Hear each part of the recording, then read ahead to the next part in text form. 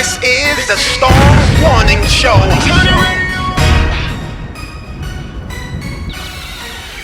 Let's go. You're listening to the Storm Warning Show at BKS1Radio.com. You're listening to the Storm Warning Show at BKS1Radio.com. BKS1, BKS1, BKS1 Radio.com. BKS1, BKS1, BKS1 Radio.com. You're listening to the Storm Warning Show at BKS1Radio.com. You're listening to the Storm Warning Show at BKS1Radio.com. BKS1, BKS1, BKS1 Radio.com. BKS1, BKS1, BKS1 Radio.com. Wyclef Jean, BKS1 Radio. Let's go. This is Essence Atkins, and this is BKS1 Radio. Hi, this is Melba Moore, and you're listening to BKS1 Radio. Yo, check it out. What's the deal? This the chef. Giving a big shout out to my peoples. Big KS, you already know what it is. Salute. What's up? It's your girl Monifa, and I'm hanging with BKS1 Radio. Hi, I'm Iyanla Van Zandt, and you're listening to BKS1 Radio. BKS Radio, baby. Hey, this is Jasmine Guy for BKS1 Radio. What's going on? This is Lamont Rooker, and this is BKS1 Radio. Shout out to BKS1, the best kept damn secret in the business. Hey, what's up? This is Raven Goodwin from BET's Being Mary Jane, and shout out to BKS1. Hi, this is Leon. You're watching BKS1 Radio. BKS1. God bless y'all.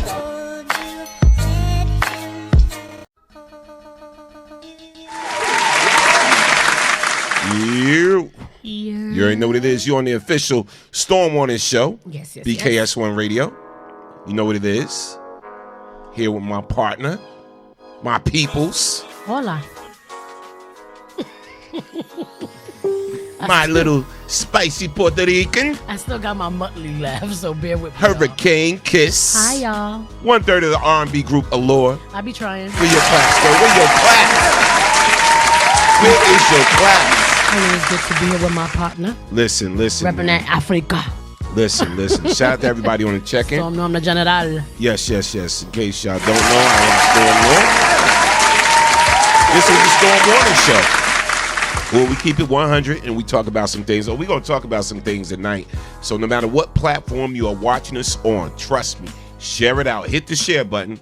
We might hurt some feelings tonight. Oh, Jesus. We're going to keep some things 300 tonight. But shout out to everybody on the check-in, man. Shout out to everybody watching us live right now on BKS1 Radio TV on YouTube. Listen, if you have any technical problems on Facebook, you know how Facebook do sometimes, just go to BKS1 Radio TV on YouTube. We will put in the link. Yes. Also, shout out to everybody listening to us live on the TuneIn app. If you don't have the TuneIn app by now, download it, people. It is free. All right, it is definitely free. All right, so make sure you get the TuneIn app. Also, we are live on the mother site, WBKS1.com. All right, so make sure you check us out there. And also, we are on Facebook. Yes. And Twitter and Periscope. Yes. All right, we on Twitter right now at Storm of BKS1. Then we retweet that to at BKS1 Radio ENT. So shout out to everybody trickling in. Shout out to Sean Blaze on the check-in. Shout out to Gigi Rice on the check-in. Shout out to Tyrone Miller on the check-in. Shout out to Tracy Curry on the check-in. Shout out to Demetria. Hey, D. Hey, D from Dunwoody. What's up, baby? Shout out to Orlando Chandler on the check-in. Oh, what's good? Shout out to Tyrone Miller on the check-in. Shout out to Denise Sparrow on the check-in. Miss you too. Shout out to Jerry Miller on the check-in. Shout out to Byron Smith. I can't see that other name. Shout out to John Franklin on the check-in. John, what's good? Shout out to Walter Pittman on the check-in. Shout out to Pamela Thomas on the check-in. What's up, man? Yes, Gigi Rice. Yes, on the check-in. So now, here's one of the topics we're going to talk about tonight.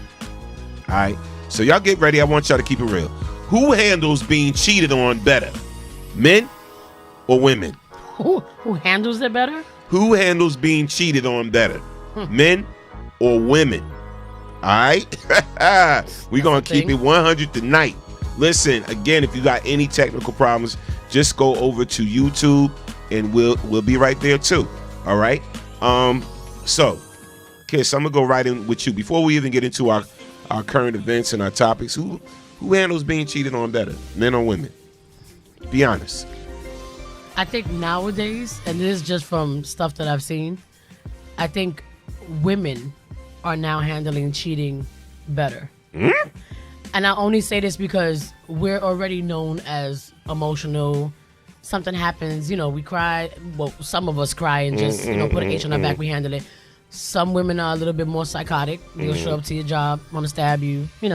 Everybody has different reactions to different things. But what I've noticed is that there was like a huge era, if I can use that word, right? Of when cheating was happening, women would be the hurt ones, and men would be like, when you have whatever little excuse, I did it because of this reason. Oh, you don't pay me attention. Oh, I just wanted to, right? Now it seems like when girls do it, guys are more like on some hurt. It's like, yo, how you gonna do that to me? You know what I'm saying? I think I don't know if like I said, it's just from what I've been seeing. I've been seeing a lot of guys taking it harder because I think now guys believe that girls are worse at cheating. I think people have this thought in their head that women cheat more than men do. Gigi Rice said, but not me. No excuses, and I'm out.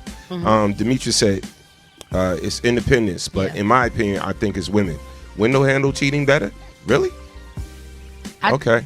For me, I think, and it's so messed up to say it. I don't want to say like because we're used to it. I don't want to say that because there are a lot of trifling women out there too that actually hurt good men, right? So I don't want to say that. And ladies, don't start coming at me because some of y'all know y'all trifling. Okay, we've all been there.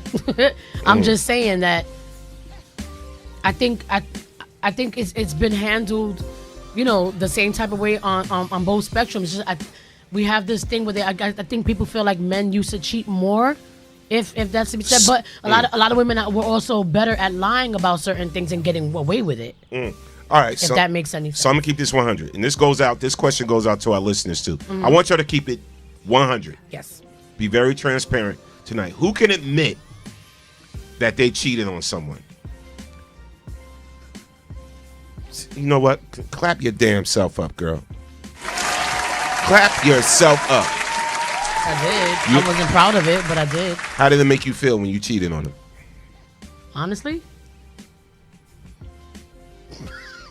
Okay, honestly? Okay, a part of me felt good because I felt like it put a Band-Aid on my hurt for being cheated on. You know what I'm saying? Because it was like a revenge thing, I guess. Like, oh, I knew he was doing certain things and he hurt me, and because of the fact that he wasn't remorseful about it, I felt like, well, if that's the case, then why don't I do?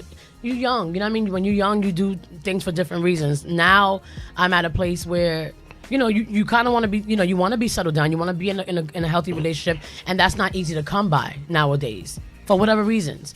But back then, I felt good about it because I was like, I felt like he didn't give two shits about me, so why should I give a shit? But there was a huge part of me. I have to say, maybe 95% of me felt really, really terrible because I knew that it was stupid for me to do it for those reasons, and that's on the real. Have you ever been cheated on?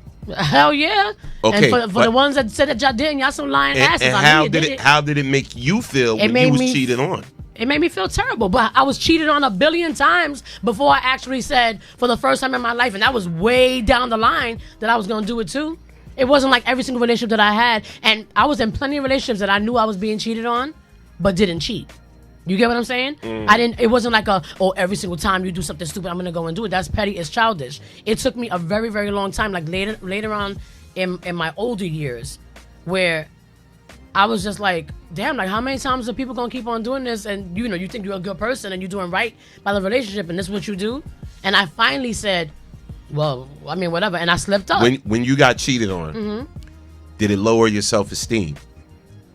No, I still knew I was dope. I didn't get that.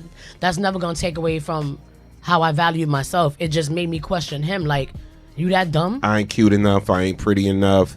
I mean, we women we have our insecurities. We do. I'm insecurities. not smart enough. Whatever. These are things. I always had. I'm gonna say I always had insecurities, right? Whether I was in a relationship or not, because I'm a woman. We go through things. You know, sometimes we don't feel pretty enough. Sometimes we don't feel like we're enough. That's a given. But I never let something like a relationship or somebody cheating on me devalue me. You get what I'm saying? That was just my own thoughts that I was going through in my head. It had nothing to do with the guy that I was with. Okay, let's read some of these comments.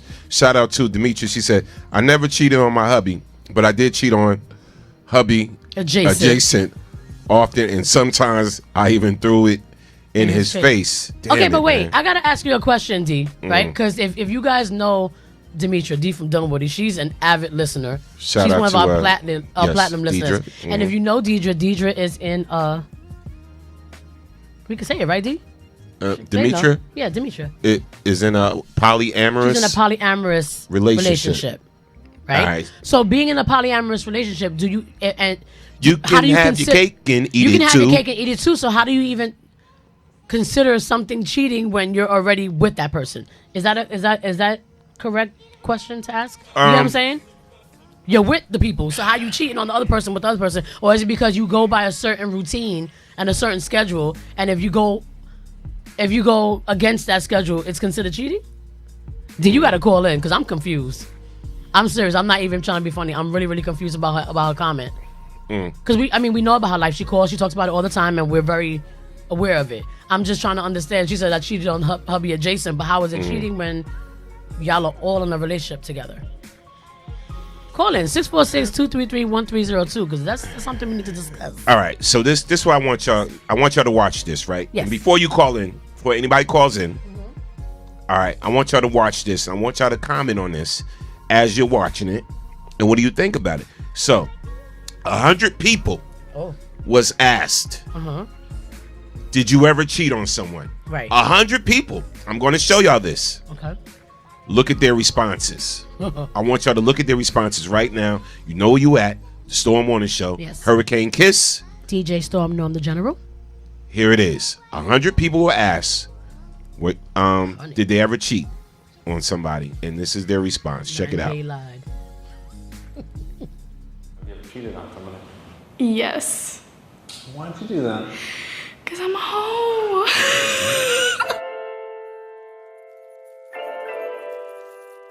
Have you ever cheated on someone? Oh, no. Have I ever cheated? No. No. No. Fuck no. Never. Never will. Never, never, never. Never, ever, ever. Have you ever cheated? I have not. I have not cheated. No. Nope. No. Why not? You just don't. Because I'm honest. I'm not somebody who needs more than one person's affection. I have I would say tunnel vision. I think that's one of the worst things you can do to another person and to their self-esteem. It's disrespectful. It's just how can you do something so terrible? There's no excuse for doing that, I think. Have you ever cheated? Yeah. Yeah, I have. Mm-hmm. I know. Why'd you do that? Well, I guess the sex wasn't very good. Boredom? I pussied out of being upfront about there being a lack in the relationship. I was kind of just going by instinct. Somebody threw themselves at me and I accepted it. I found out he was cheating, so then I did it too. He did it too. He did it first. It was like a tit for tat. I have cheated in most of my relationships. Yes, I have cheated on somebody before. And I've been arrested. Shit. Have you ever cheated? No. No. No, I've not. I end it first before I play. Just break up with them if you want to cheat. One time I did break up with someone because I felt like I was gonna cheat on them. Is cheating a deal breaker for you personally? Yes. It wouldn't be a deal breaker and it wouldn't break me. If it's just sexual, maybe. we can work it out. But if there's feelings involved, then I don't want to be part of it. Happens once, maybe a mistake, but like happens twice, you're just an asshole. Cheaters are like people of habit, and like they end up cheating again. I cheated on somebody in high school, and I know the people that don't cheat say, once a cheater, always a cheater, but it's like, go fuck. Cheaters are people of habit, and they end up cheating again. You heard that last comment he said. Cheaters are people of habit, and they end up cheating again. Do you believe that? Do y'all believe that? So that's almost like saying once a cheater, always a cheater? And then most of the people that said no, they never cheated. Do you believe them? Hell no. You think they was bullshitting? I'm pretty sure they were bullshitting. All right. Okay.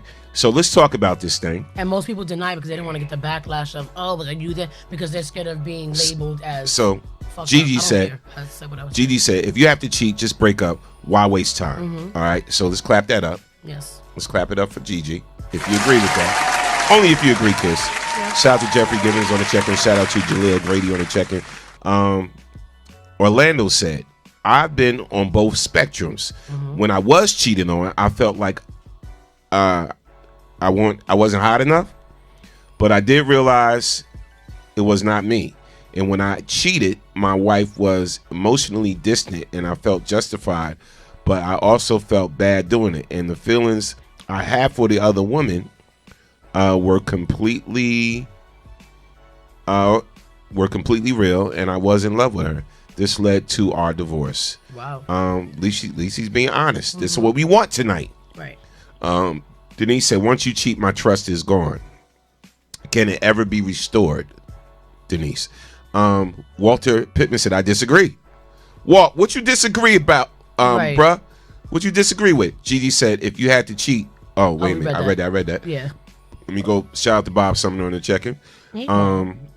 Shout out to Janice Maxine Brooks. Demetria said, yeah, you read that one already. All right. So here's where we're going to go with this.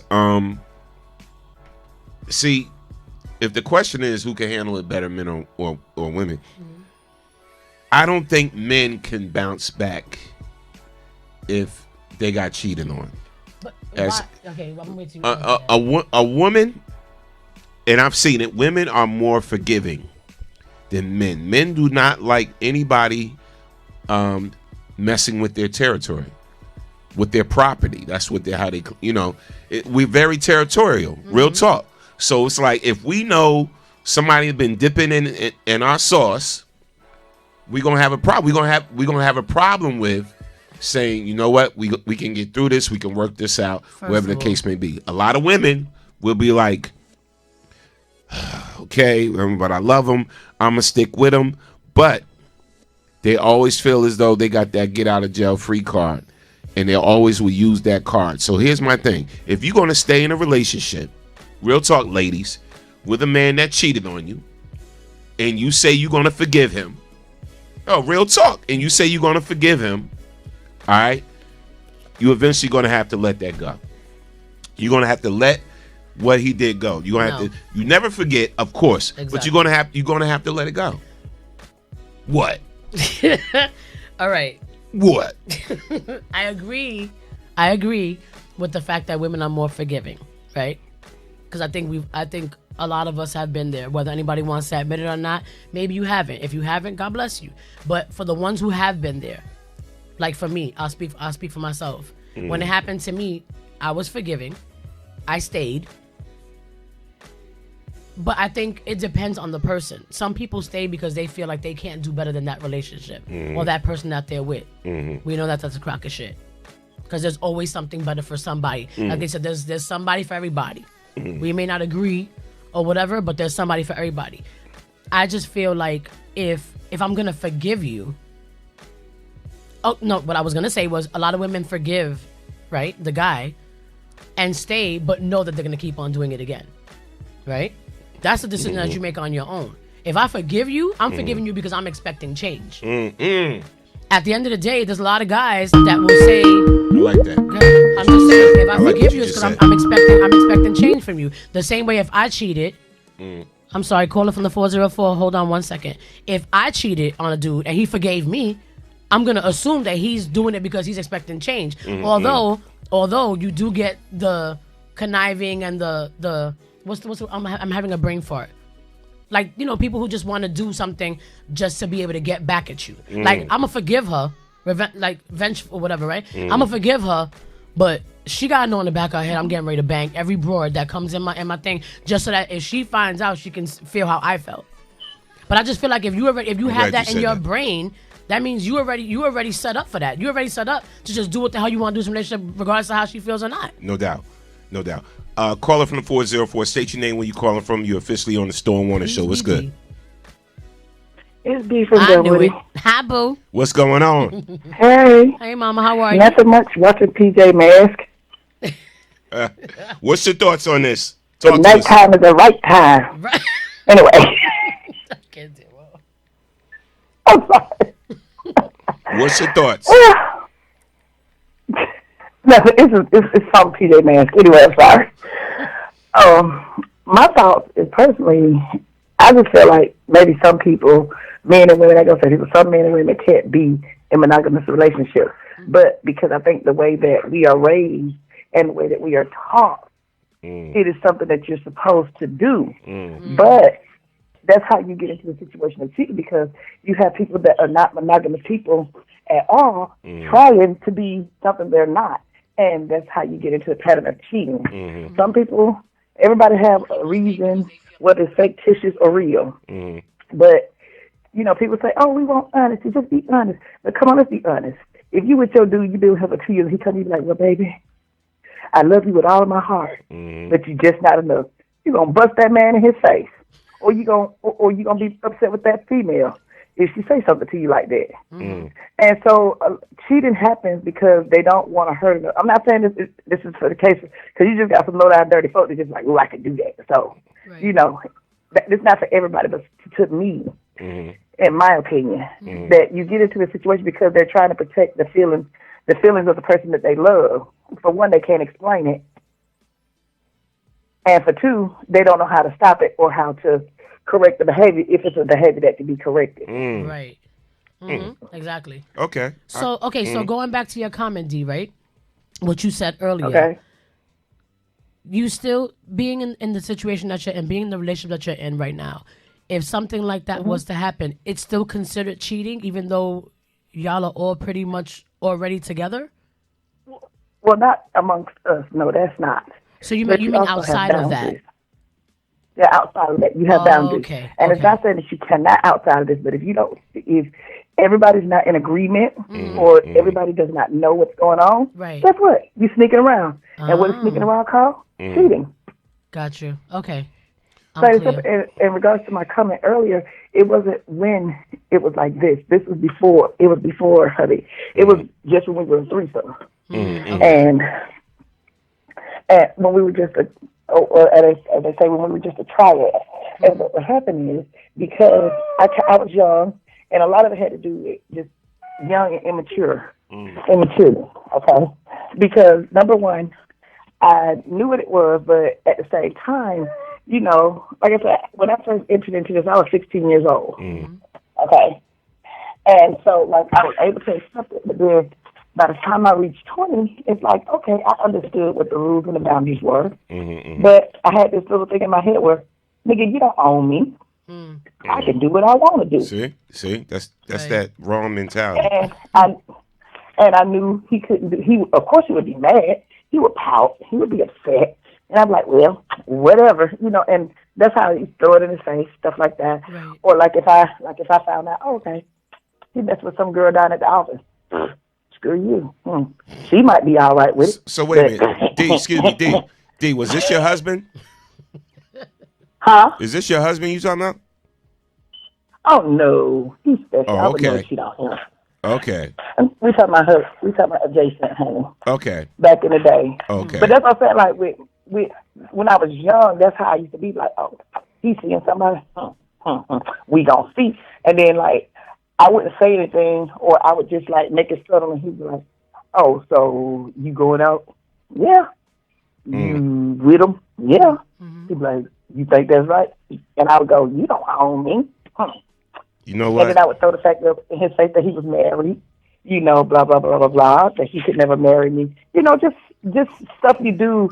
So when you're immature and you don't know how to communicate properly. Let me put it that way. All right. So okay. So the question tonight is, who can handle it better, men or women? Honestly, and my question for that was, it depends. Not independence. I don't know, my sound crazy, but I feel like it depends on the relationship, the structure of the relationship, how the relationship is originally formed and set up, and who is the most dominant person. Because I feel like the dominant person in the relationship is going to be the most hurt by it. Okay. All right. You know what? And thank you, D, from Dunwoody, for answering that question. Keep it locked because we got some more stuff to talk about. Oh, trust me. And I know you're going to weigh in on it. Oh, yeah. I'm fighting with a baby. I'm sorry. She won't go. All right. Stop fighting with the baby. We love you. Right. Good night. Thanks, D. All right. Bye-bye. So Bye-bye. Daryl D. Mack commented. Yes. D. Mack, what's up? He said, men can't handle it. When a man is cheated on, he is forced to come face to face with his feelings and his pride. Pride is big with dudes. I'm telling you, it's harder. You know what I'm saying? Like find out. I don't understand this. What? How is it okay to say that pride is so big with men? How it's the same thing with us. Like at the end of the day, if you cheat on anybody, it's gonna break down that person overall, regardless. I don't care if you're a man or a woman. You get what I'm saying? And to me, to go back to the time that I did it, or the reasons why, was more because of the fact that I was too busy thinking like, you live with me. I sleep with you every single night. We have amazing sex. You know, all the parts are there. Of course, relationships have issues. We know that. But every conversation, every comment, every this is about some other girl or ooh and this and that, and always bigging that other female up or other females. Like it was okay just to, you didn't think that made me feel some kind of way? And even though it still broke me down, it still didn't make me say, I'm going to go out and, you know, do something. I'm just like, damn, do I got to work more on myself? Like, what am I doing wrong? That's when you start questioning yourself, right? But then when you find out a dude actually went out and acted on that shit, it's like, and like I said, I still to this day will always say my reason behind doing it is bullshit. Like, that wasn't enough for me to say, it shouldn't have been enough for me to say, this is why I did it. You get what I'm saying? Because I was in love and I was in love. So let me ask you. I asked this to everybody listening. You find out your partner, your mate cheated one time. You find out, whatever. Are you totally gone from the relationship, or is it workable? Is it repairable? Is it workable? Is workable? What Demetra said. Shout out to Jay Proxy in the building. Is workable? Grab that mic. Yeah, grab that mic right there. Roll on back and load the mic. I mean, let us know. I mean, is it workable? Because a lot of people I hear that a lot. Oh, anybody cheat on me? I'm gone. I'm out. Matters of the heart is not that simple. Right. It's really not that simple. I can, like Denise said, I'm out. I'm gone. But Denise also said it depends on the situation, the circumstances of the relation, the structure of the relationship. And because, and I'm going to keep going. I know people in relationships, they can start out hot and heavy. As the relationship progresses, and you sort of, not purposely, but you start sort of taking each other for granted, in a relationship for granted, that it's always going to be there, and the sex slows down, and sometimes it takes a break. You know what I'm saying? Things can happen in the midst of that break, right? Or maybe you both feel you need a break from that for a minute. If you need a break, then say so.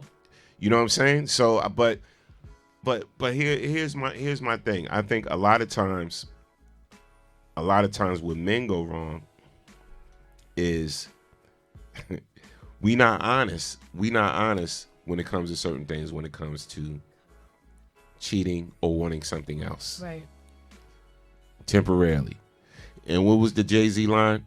I was just looking at them girls. I was gonna get right back. But he really didn't care about the other chicks. But he had sexual relations with the other chicks. And it's funny because you saying that line just now just matches with what Demetra just said. Cheating is really about the person that is being cheated on. It's more about the person that's cheating. It's not about it's more than likely not even about your partner. It's about you just fucking selfish and want more. And instead of just saying that you want Keyword. more, what? Cheating is a selfish act. It is a selfish act. And I'd rather you just say, listen, I really don't want to be tied down with you for the rest of my life or be with one person. I'm kind of like, I want variety. Just say that. So you could give me at least the option to say, okay, I choose to leave instead of you hurting my feelings later. Tracy said, I'm walking. I can't get past Cheating. I can't get past cheating. But I want to hear it. I don't know. So you got 10 years in with a person, right? You got 5 years in with a person, right? They slip up. Find out about it and they honest. Yeah, I did it. I was wrong. I was drinking. I was this. Whatever excuse, right? It won't happen again. The fact is, how much will you believe in your heart that it won't happen again? How much do you trust in your heart that this person is sincere and that it won't happen again? If they love me that much, it won't happen again. Right. They were honest with me about their mistake. Can you go back to that? And it's hard, man. It's hard because I feel as though as a man, I feel as though if I did something wrong and I went there, whatever, and the woman forgave me and, accepted me back into the relationship, that she's always going to have that trump card on me and will pull it at any time just to get me back or to make me feel the same type of hurt. And women, I got to be honest, y'all vindictive like that. But that's stupid to say. That's like saying it's the truth. That's like saying, so you effed up. Y'all never forget. Hold on. Of course we never forget in the same way y'all don't. Because y'all will be quick to be like, but y'all always hold it again. At the end of the day, over men and women they both do the same thing. Me, I don't, if you do something to me the first time, if I have to hold it over your head, I'm not going to continue to be in the relationship. I'd rather walk away.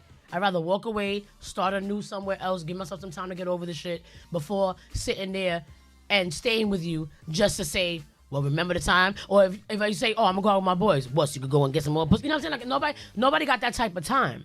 And I feel like if somebody gives you forgiveness and to say, I'm going to continue on with the relationship, it's, again, like I said before, it's because I'm expecting change. Now, if you feel like you can't change, or if you feel like, oh, she going to have that trump card over me, she's just manipulative, y'all vindictive, y'all know how to get a man back into your grasp and all the other shit, that's just stupid. Because if you didn't want to be there in the first place, you can leave. You get what I'm saying? And now, I think that's the problem with most men can't handle the fact that we are just like y'all sometimes. I always say, I grew up like a boy. I was a tomboy, my mentality. I used to watch my brothers and my cousins. You know what I'm saying? So I had that thing like, oh, that's what y'all do? And I always had in the back of my mind, prepare yourself because this is what was probably going to happen. But then I would see women doing the same thing like, wait, that's what we do too? But I still, doesn't mean I followed it. It wasn't until I got my heart broken so bad that I was like, oh, what's going to make me feel better? And in all actuality, it really didn't make me feel better because it wasn't like the next situation or the thing that I got myself into was more promising. You get what I'm saying? It was merely just to get my rocks off with somebody else who I thought looked at me way better than my own man did. But you know what? And that sucks. You know what I'm saying? That's whack. That's the trap, and we'll talk about that later. Anyway, but I want to hear what Jay got to say because he about to explode. Go ahead. Oh no. What's your take? Go ahead, sir. No, I was just gonna say to answer your question. If you let me know if y'all can hear him. Just tap the mic. 1, 2, 3, yeah, 4, 5. go ahead. All right, cool. I was gonna say to answer your question. Would you walk away the first time? It depends. Again, the structure of your relationship. It depends. Not only how long, but if you're married. Like if you're married and you exchange vows and stuff like that, it brings your whole perspective to a whole nother level. Right. And obviously, if you ain't supposed to cheat, especially if you're married, but things happen. People make mistakes. Everybody's not perfect, especially if you want an immediate gratification that you're not getting from your spouse. You gotta get it from somewhere else. Right. But as far as not forgetting, but forgiving. Because you're married, and if you have kids, that's a whole nother thing too. Yeah. When kids are involved, and you're all in one household, you have to take a lot of things into consideration. So, yeah, that's how I feel. My take of it. 'Cause I'm married myself, and I know if I will never cheat on my wife with with another female. I don't know you stuttering, bro, so I'm a little nervous. No, I can't. No, I'm messing with you. I'm messing with you. He like, I would. But see, I was gonna say everything that you just said earlier, like as far as like the circumstances. You know, whether it be like if you're married, because people tend to say like if you just boyfriend and girlfriend, if you cheat, F them, whatever, and then even during that time you tend to go back and forth. We know that. That's the most infamous move. You break up, you go back because you're comfortable there and everything's great, whatever. But in a situation with you being married, right? Let's just say your wife cheated on you. But I'm just saying, if just is just hypothetical, but you have the child, you have you're living together, you have all these things, but it's like, what would be, because there has to be a deal breaker in any type of relationship. I got a big question for y'all too, but go ahead. So my thing is like, what would be the deal breaker? What would be the one thing, other than the cheating, which is like the ultimate? But what's the deal breaker for a person you think that's married to just say like, it was that bad, like ultimately, like I have to just walk away and we're gonna have to figure this out with the kid or whatever, you know what I mean? Whatever, the bills split them, you go stay with your mama, whoever. What's the deal breaker? You mean after you found out? Like if you're married and you find that your wife cheated on you, because I'm speaking to y'all because y'all are men who are married, right? So what would be the deal breaker? Like, number one, would you forgive her? Would you forgive her right away to try to work on it? Because obviously you're gonna be pissed off at the first hearing it for the first time, like you cheated. You have to process that. You're gonna be pissed off. You're gonna probably go through the motions of not knowing what to do. You might want to go get your rocks off somewhere else. It depends. It depends on the person. But what is the deal breaker that would make you absolutely say, I cannot do this marriage with you no more, and I'm walking away without forgiving the person?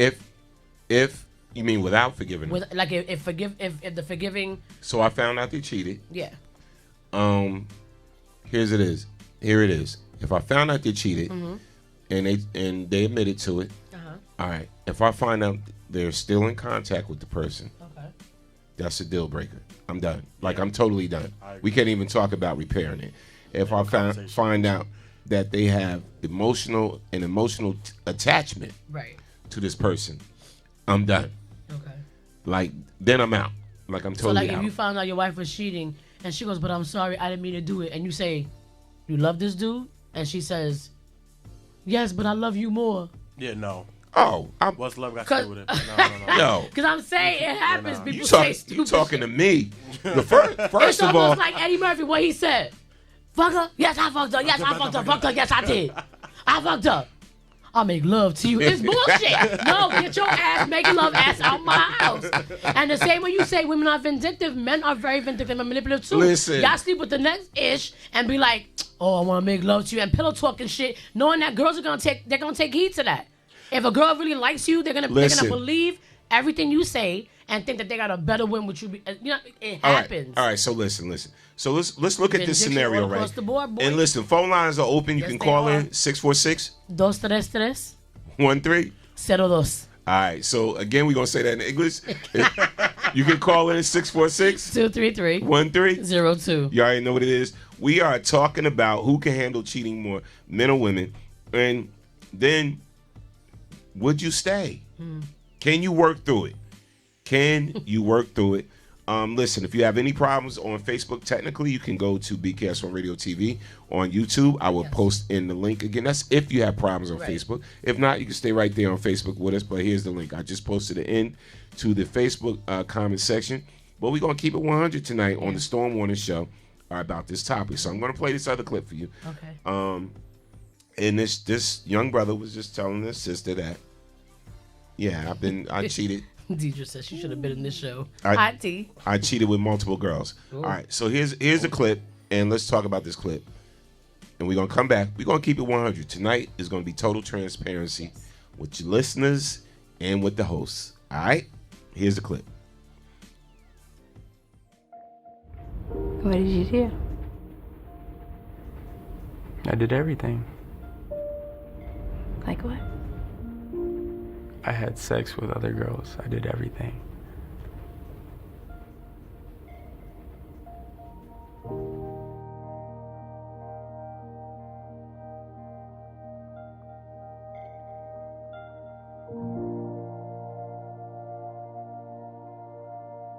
We met in school. We met in college. We met in class, and you really didn't like me. No, I didn't like you at first. A couple years later, we moved into like the same apartment complex. And the first day we both moved there, we like met on the elevator again. It was like a reunion. And then you offered to bring my groceries upstairs. And yeah, we spent a lot of time together. Like, every day. I would say that you were my best friend. Yeah. Me too.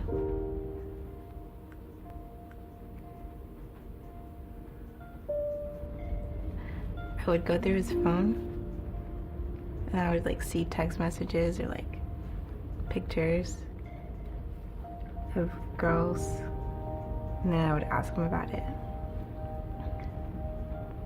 And sometimes he would lie and just say like, oh, that's not true, you don't know what you're talking about. And he said like, oh, I'll stop, but then he didn't. One time I went to his room and he had someone else in his room and he told me to leave. And I went back to my room and I just cried like the whole night.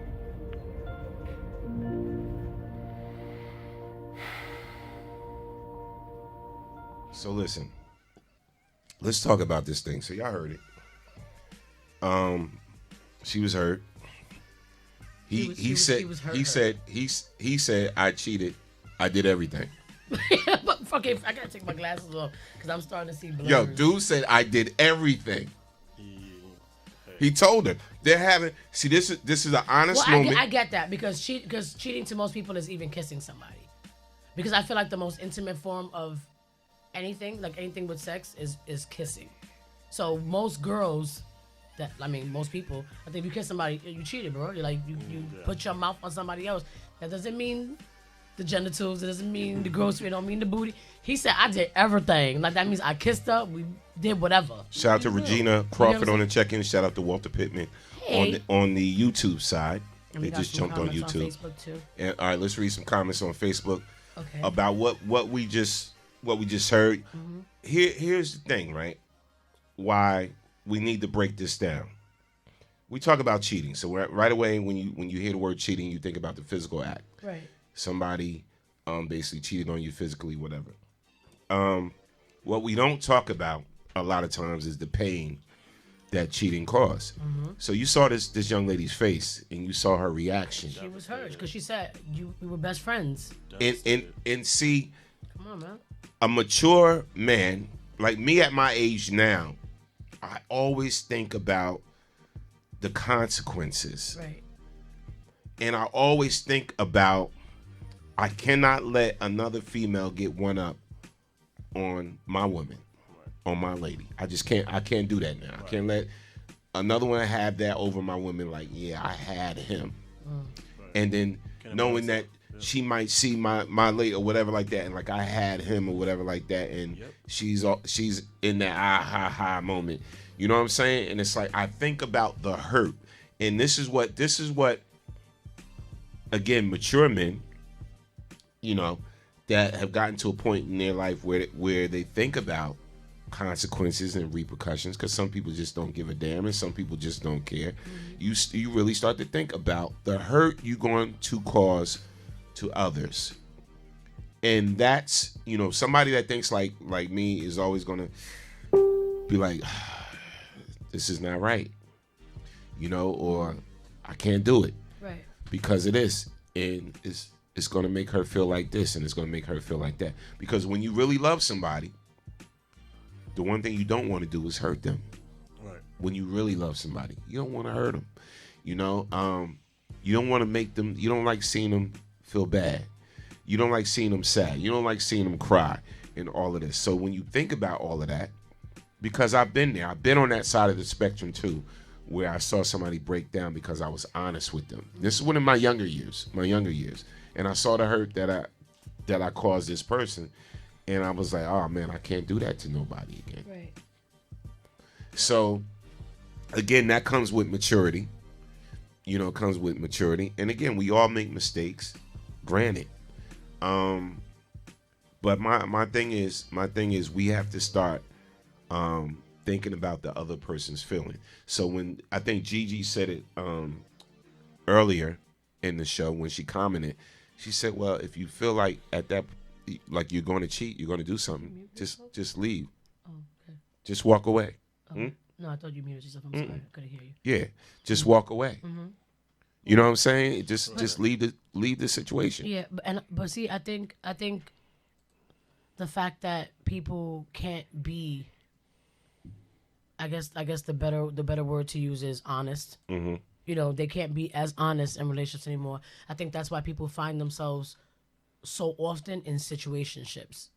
You know what I mean? Where people are just conformed. They're just so comfortable in being in a situation with people like, oh, you know, I feel safe here, or you know, I don't really have any like real obligations to this person other than it might just be a friends with benefits type thing or whatever. I think a lot of people now, and I'm not speaking for everybody. Trust me, I'm just saying this is just my matter of opinion. I think that a lot of people are more comfortable with the idea of just being with somebody that they can just be with whenever they want to be with them. You know what I'm saying? As opposed to settling down. And remember how we spoke about, I think you and I actually spoke about the other day. We were talking about like just the whole issue with commitment. Right. And how people can say like, you know, like I'm okay with being somebody who has an issue, who has a problem with commitment because I'm not necessarily looking for that. Right. You get what I'm saying? Like people nowadays are more looking for, can we get a vibe? Can we chill? If something happens, then great. But at least if there's no feelings involved, you can walk away and you still walk away with your dignity. And that's why people don't really care mostly about that. But at the same time, you still got to be careful because even situations like that, you can catch feelings. They can start, and like Orlando agree with you, like emotional cheating is way worse than just doing something to get your rocks. And I think. See, that's it right there. And a lot of people see what. Right. Here's like the if thing. I gotta decide between the guy that I'm banging more than coming home to my husband or my fiance or my boyfriend, that's a lot to discuss. Here's the thing we need to break down, discuss. because a lot of people think about it. A lot of shows and a lot of podcasts have talks about cheating, the basic stuff, but nobody breaks it down about the emotional hurt. You know, we're going to break that down today on our show about the emotional hurt. What is the criteria for cheating as well? When it comes, so we talking about emotional cheating, we talking about physical cheating. What is the criteria for emotional cheating? So think about this, Jay. Right? So emotional cheating. Okay, well, instead of talking to you about how I feel today, instead of talking to my wife right here about how I feel today, I'm going to talk to Lisa about how I feel today and what I'm going through. Is that a criteria? Is that emotional cheating? You should have picked Leonard because you had with Lisa. Or are you just confiding? You're just confiding in Lisa about how you feel. And if you confide in Lisa, yeah, but you gotta be careful that Lisa ain't trying to straddle your lap. So you feel what I'm saying? So you confide in somebody who might sad. want you in that way, so you're already setting yourself up for failure. Lisa might want to straddle you. You don't. You and Lisa both gotta die. You don't make me laugh no more. You don't make me laugh no more like you used to. That would never happen because I'm a funny. No, listen. You don't make me laugh no more like you used to. You don't joke with me like you used to. You don't compliment me. You don't just rub my shoulders when I'm coming home and my back is sore. But you know what? And those reasons that you just said right now are one of the main reasons why I said that men can't handle it more than women, because y'all have been tapping into your little emotional sides and now want to be catered to. And I'm not saying that it's wrong to feel like you want to be catered to, but a lot of men now want to be catered to the same way we do. So if I call Lisa, you want to come home and you want to say that you look handsome so today, listen, puppy. So if I call Lisa, you hungry, puppy? Your feet hurt. You want me to rub your feet?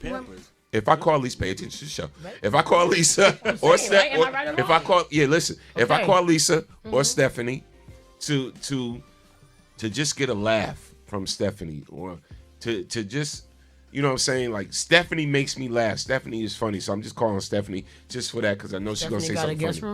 Room? But this is what I'm saying. Is that emotional cheating? Of course it is. If I had a rough day. Right? I had a rough day, right? And then I know Stephanie is at such and such bar. So I go and visit that bar because I know Stephanie's just going to be there. Right. Or whatever. And I'm talking to Stephanie. Stephanie, I went through this today. I went through this today. Stephanie, blah, blah, blah, blah, blah. And I got a wife at home. Is that emotional cheating? It absolutely is emotional cheating.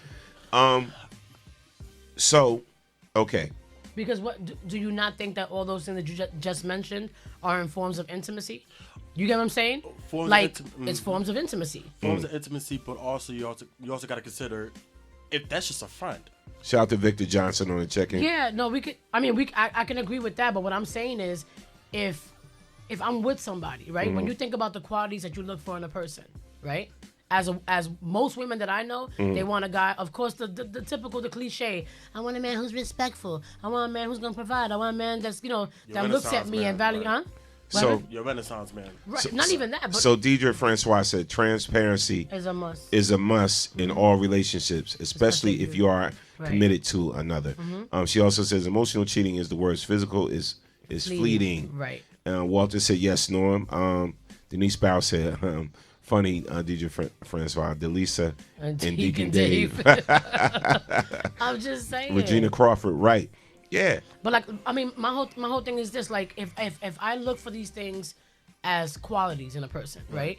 Like, one of my biggest things is personality. I look at that before I look at how you look.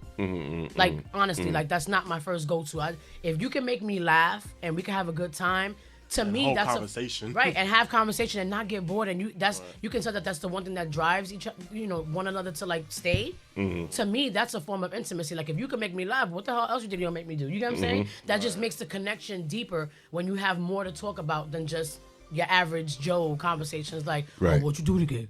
Oh, let me tell you about. I'll tell you that girl was crazy. It gets boring after a while when things become routine. That causes a friction that I've experienced, and I'm just like. Where I had to like seriously sit there and be like, I'm bored. But I would rather just say something's not right. We're tapping out of our vibe or whatever before jumping in and saying, I'm gonna just go over here. Hold up, Kiss. I gotta read this comment. Hold up. So Demetrius says, oh shit. If your ass is calling Stephanie for a laugh, you are mostly cheating, and you and Stephanie gonna end up effing. Right. Now. It's true. Now, you're going there. You're going there because you're saying Stephanie makes me laugh. But guess what? Stephanie can look like a horse in the face. But because you feel like you got a connection that's when men F up. Y'all think I got a connection with Shorty.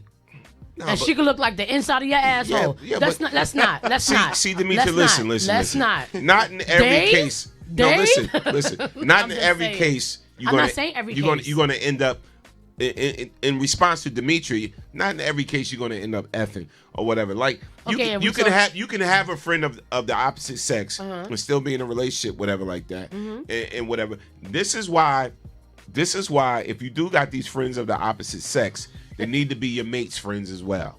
They need to become.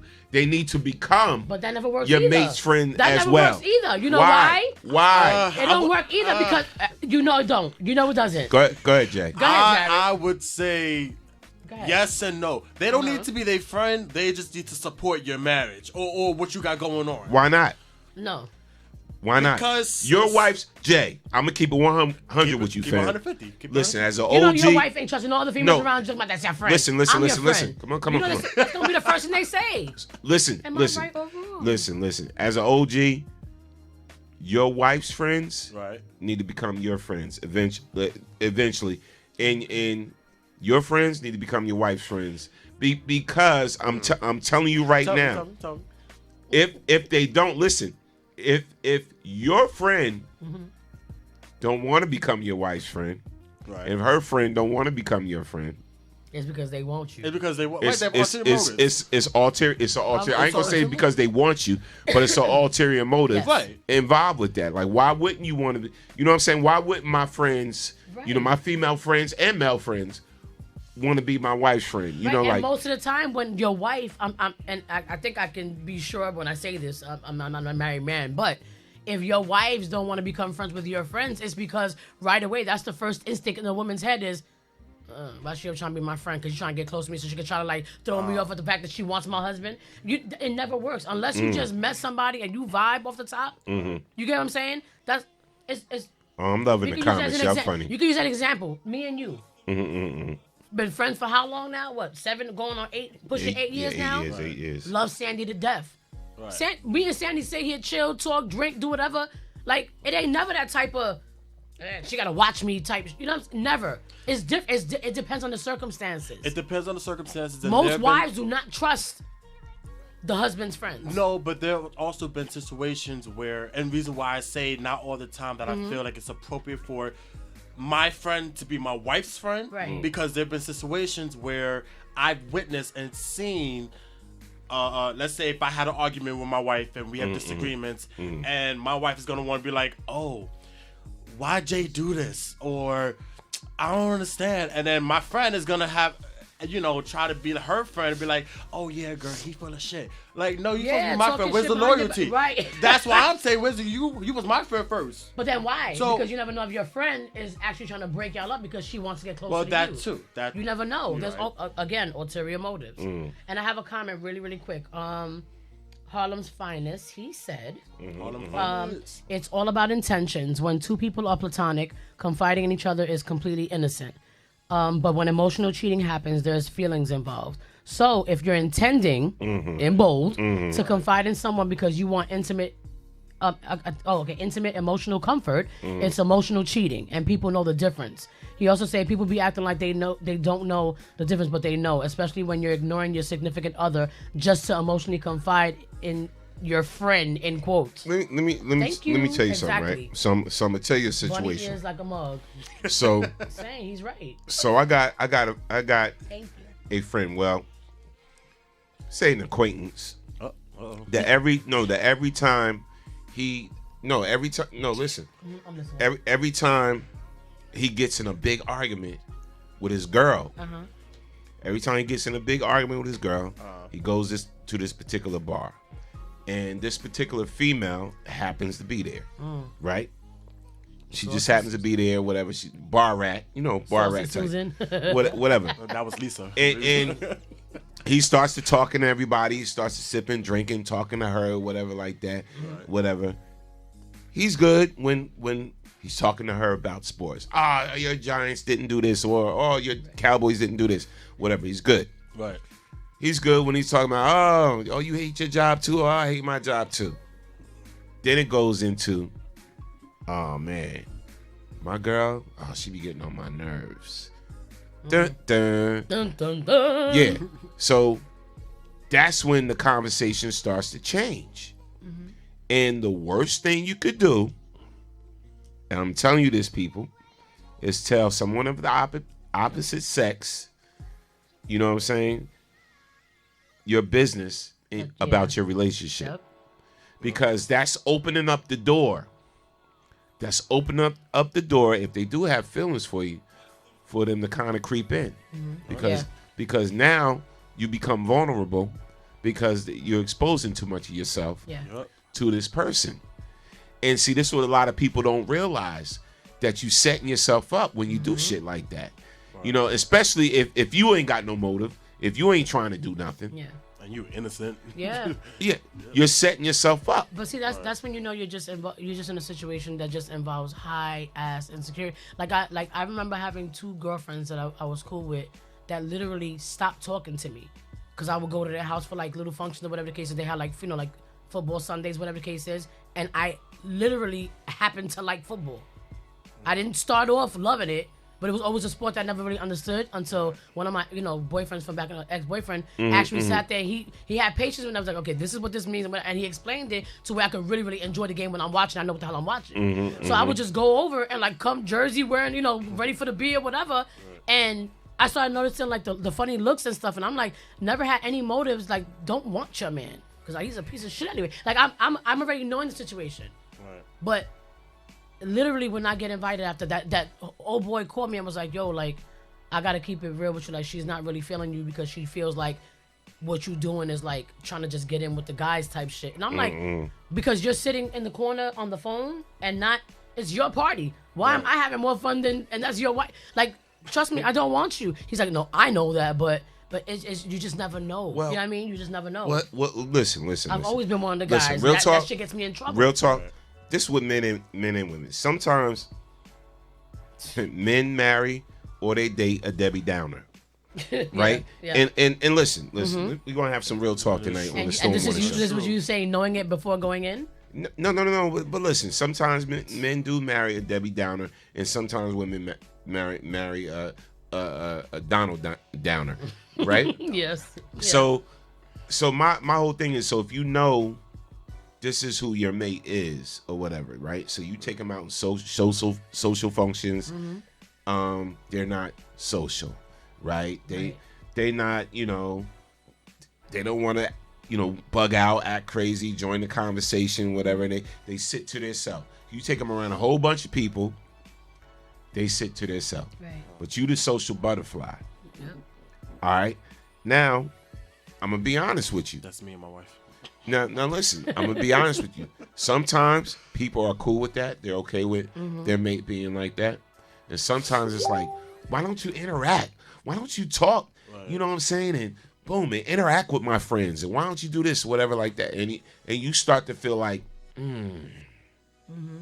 we not yinning and yanging right now. We're not yinging. Yeah. We not yinging and yanging right now. You know what I'm saying? And then you see Susie Upbeat, right? You see little Miss Susie Upbeat over there, and she's like, "Oh, hey, come on! Oh, yeah, come on! Oh, that's so funny! Blah blah blah blah blah." She's paying you the attention. Oh yeah.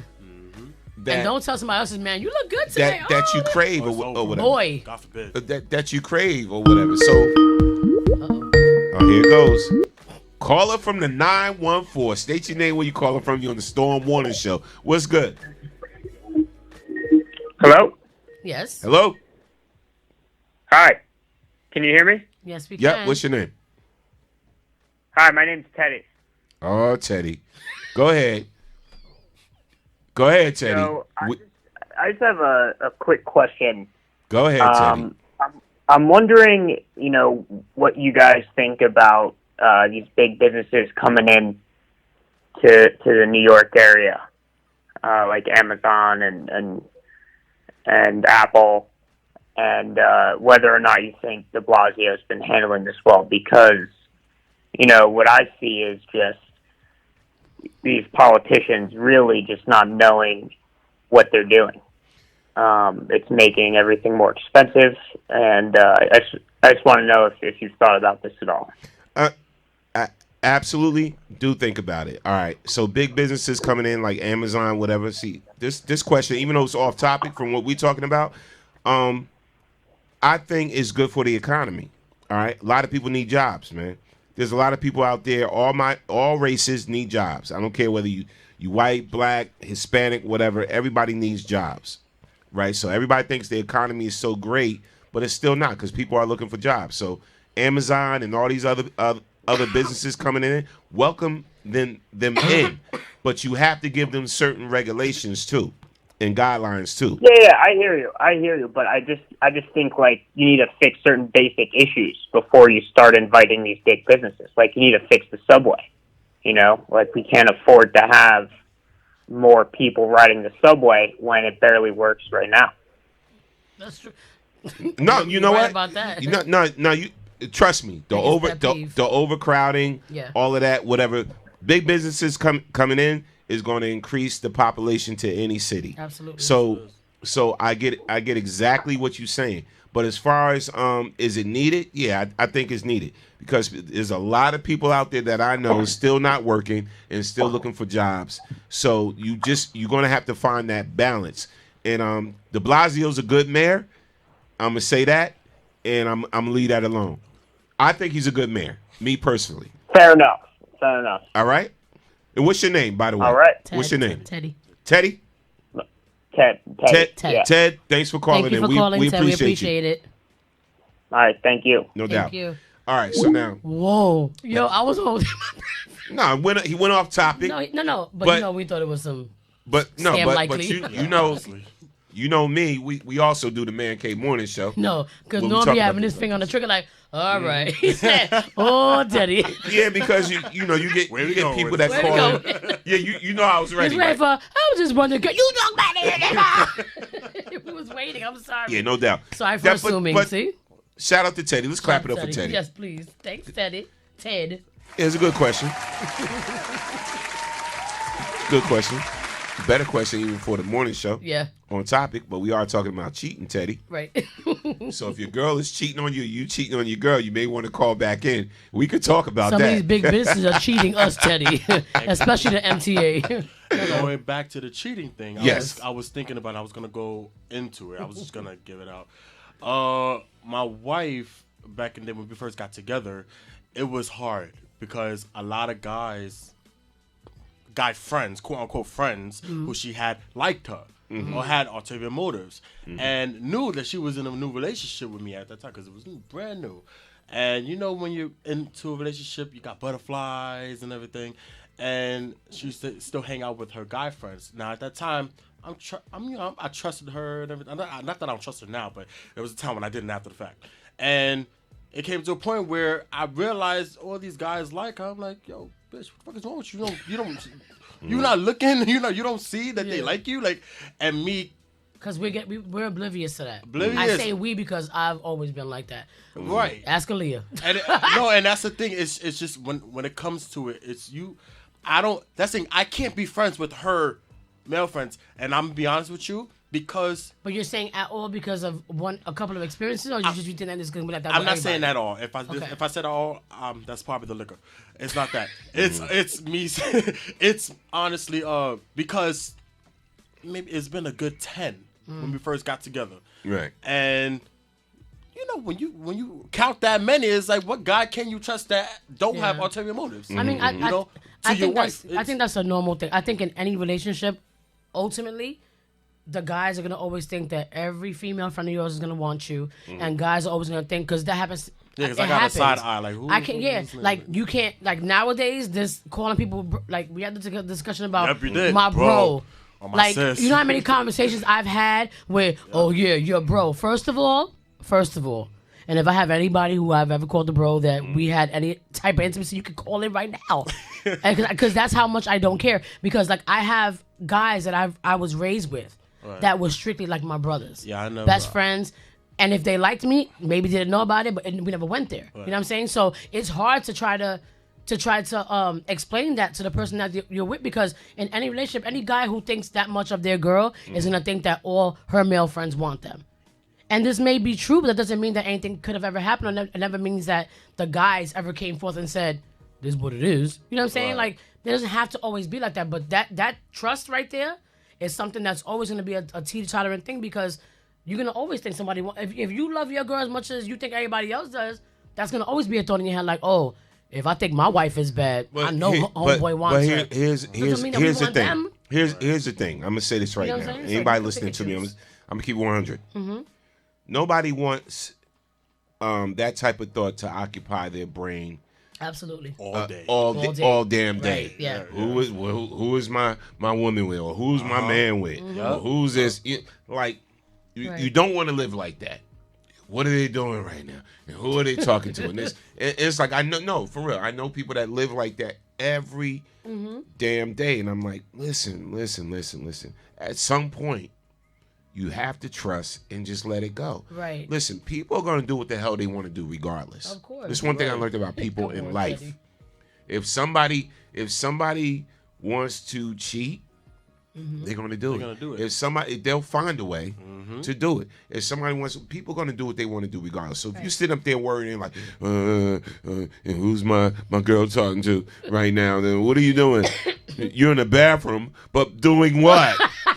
Doing it's what? Right. And it's like, or keep the door open when you're pooping. You know what? You know what this takes me back to? This takes me back to our conversation a long time ago when all the guys on the panel, I think we were on the Man Cave Morning Show, and Norm included. Don't you? Go ahead. Okay, I forgot who else was here. Oh God, did I really forget our boy's name? Our big boy, where he at? Oh, Woo. Woo. Hi, Woo. Love you. Woo, Norm, and I think it was Chill. I don't know who it was. They were getting on me so hard, and people were calling in like, oh, she got to be insecure. No, it's not about insecurity, because I said that I didn't like the term work wife. You know, I don't know if you ever heard the term. Like when you have a best friend in the workplace and whatever, and they start calling you a work husband, work wife. Right. I don't think that's funny. I personally, and trust me, Ain't nothing wrong with that. I have my insecurities, but I'm very secure at the same time. I feel like if I'm going to be with somebody and you're going to cheat, let me know what you want to do first before doing it, because I might just want you to do it because you might be boring the shit out of me, and I'm trying to be nice and work it out. Either way, I don't play with certain little nicknames. You get what I'm saying? Because there's certain things that people say, oh, you little work husband.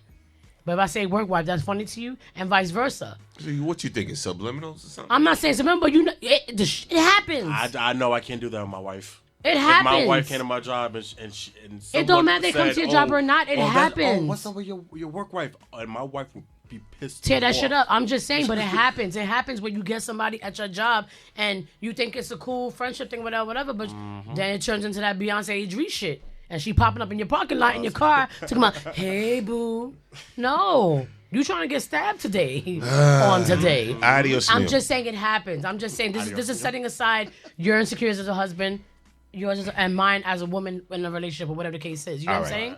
It goes beyond. So you never know what a person. So let's divert to a little bit. Let's divert to a little bit. Let's divert. Okay, so here's the question before I even get into Lamar Odom, real quick. So here's the question. And I want y'all to be honest and rate this. Yes. How important is sex to you in your relationship? I'm gonna give you percentage wise. Listen, 25%, 50%, 100%. 25%, 50%, 100%. Jared. In your relationship. I'm coughing. I can answer? Yes. Yes. I say 75. But 75 was.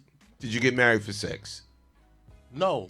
Could you have sex without being married? Could you have sex without being married? Could I have sex without being? Of course. All right. Yeah. So you saying? Did you say 75%? He said 75%. When you're married, yeah. Damn. I'm sorry. He seems shocked and appalled at your answer. Right? Okay. You're in your 30s. You're in your 30s, right? No, actually.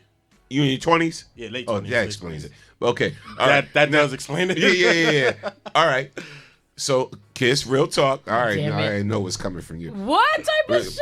What? Have you no faith in your partner? 25%. The shade. 50% or 75% or 100%. 25. Okay, so it's 25, 50, 75, 100%. Okay. How important is sex to you in your in your relationship? I don't even know how to feel about you 25, right now. I feel so 50, 75, 100%. 275. All right. I said 275. Yes, I said it. Okay, problem? All right. So let's see what. Can I explain? Let's see what regular people said. Because I'm not regular. Wait, I need a backtrack. Minus 50. Tracy said 50%. He backpedaled. I backpedaled just a little bit. You said 50%? 50%. Oh, Jesus Okay, so Jay Christ. said 50%. Yeah. Victor said 0%. Me and my lady are waiting for marriage. Wow. That's because he's a man of God. We get it, bro. I know. Wow. Can we clap it up? Yes, I can clap it for my brother all day because he's looking for. Brother, and that's like my real brother, and like I love you. I get it. Right. All right. Just because I said 275% does not make me Lanita a Jones, monster. shout out to Lanita. Hey, Lanita, how you doing? Said not supposed to have sex before marriage anyway. Wow. Who does that? Lanita does. Lanita. Lanita does. Listen here. Demetra said, I gotta I did stop not this. get married for sex, but the sex must be on point and it's 100% important to me. Thank you. Now, Tracy said 50%. They're saying, cool. 50. Tracy Don't be said, backpedaling. You Tracy said said 50%. You said 75, brother. I had to think about it. I'm married. Lanita said 50%. Carla said, I agree, definitely would like, wouldn't like hearing work wife. She Carla said she wouldn't like hearing work wife. All right, Carla, explain why. Orlando Chandler said, you may want to change the subject now.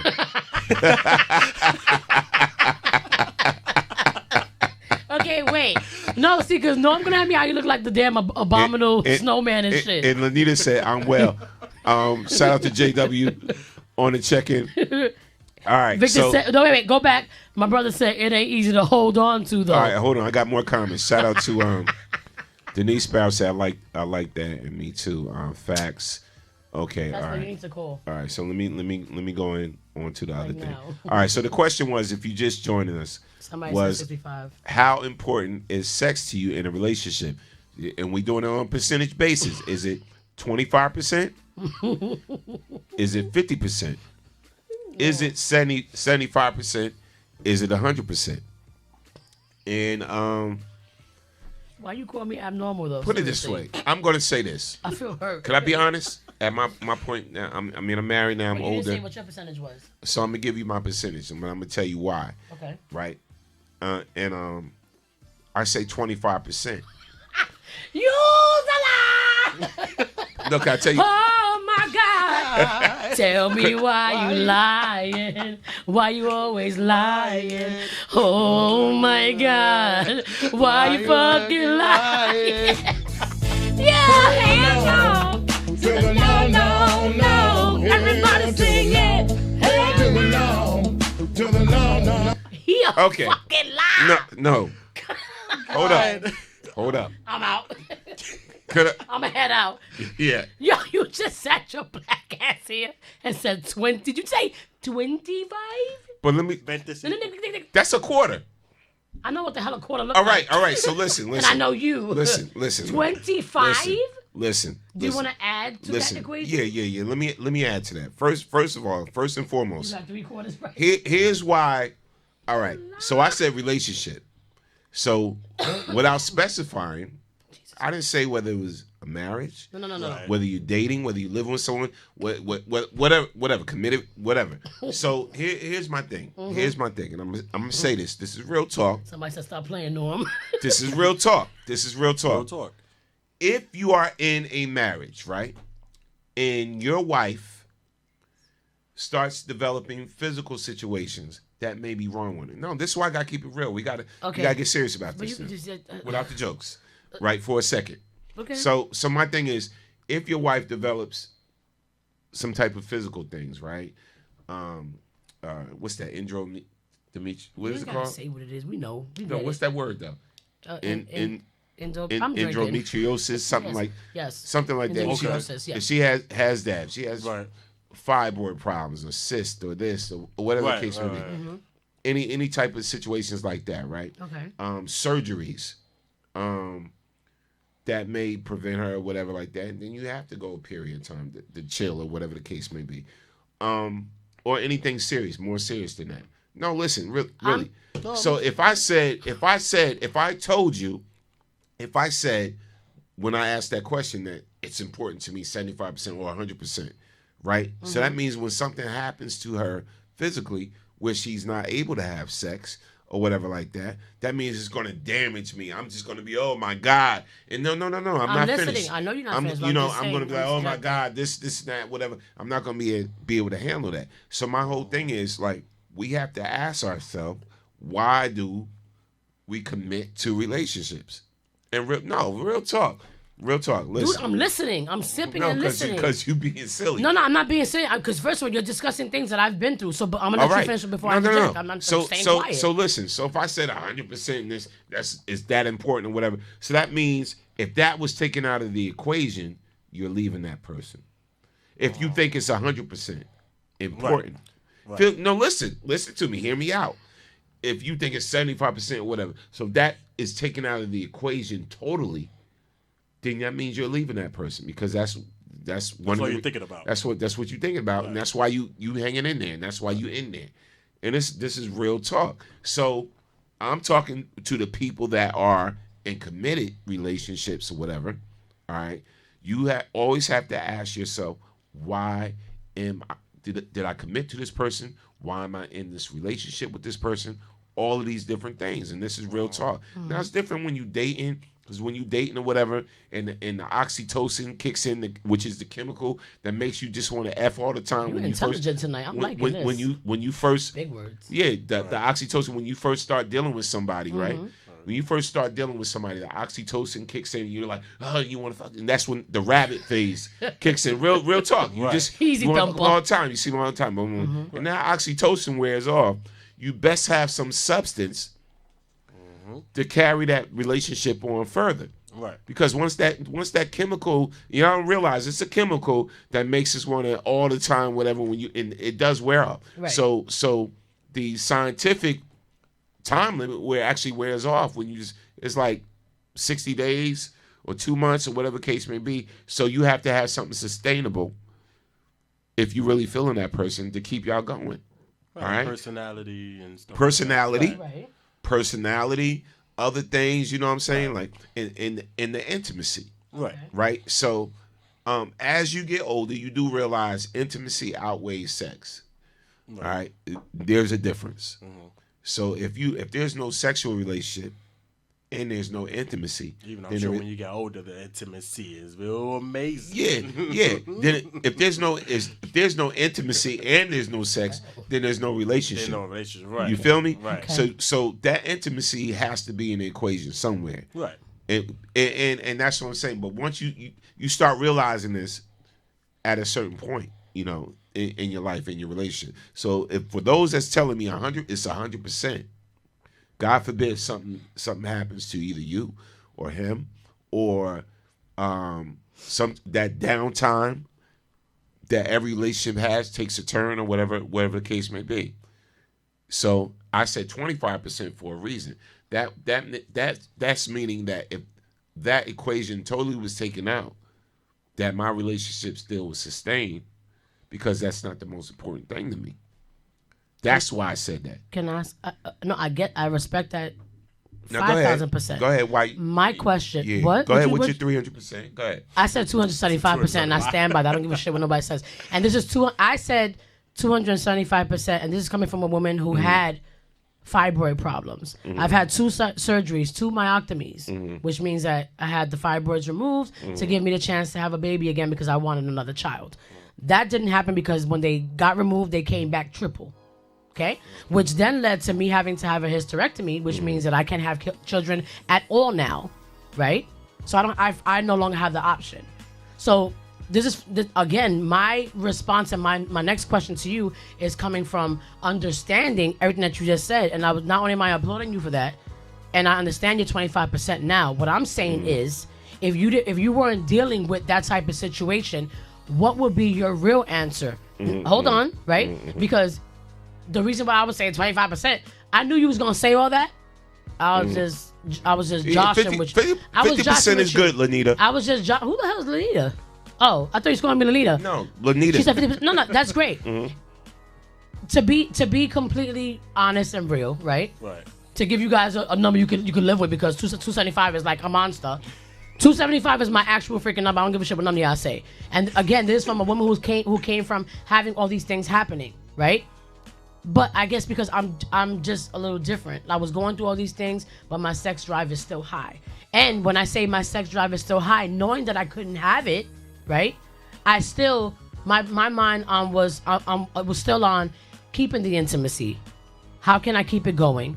Still pleasing him, still doing things to make him feel good, even though he couldn't have what he wanted. You know what I'm saying? Everything that I say doesn't have to be a joke. What I'm saying is understanding that there's always ways around it. Just because you're going through something, that doesn't mean that the intimacy has to stop. The intimacy has to stop. And that was going to also go back to what I always hear men always complaining and saying, that when you get married, everything stops. When you get married, everybody gets complacent. When you get married, I've just been one of them people that always said that even when I'm married, I want the romance to continue. I want the fire to still be there, the spice to continue. Just because you get married doesn't mean that everything stops. Like, people take this marriage shit too far to a point where it's like, oh, so when you dating, right, and you just meeting them, whatever, and you're going through the courtship and all this other stuff, that's when things are spicy. When you get married, everybody gets lazy, throw on dirty socks, holy ass underwear, shitty drawers, and everything gets boring. No, that doesn't mean that the intimacy stops. I don't care what you're going through.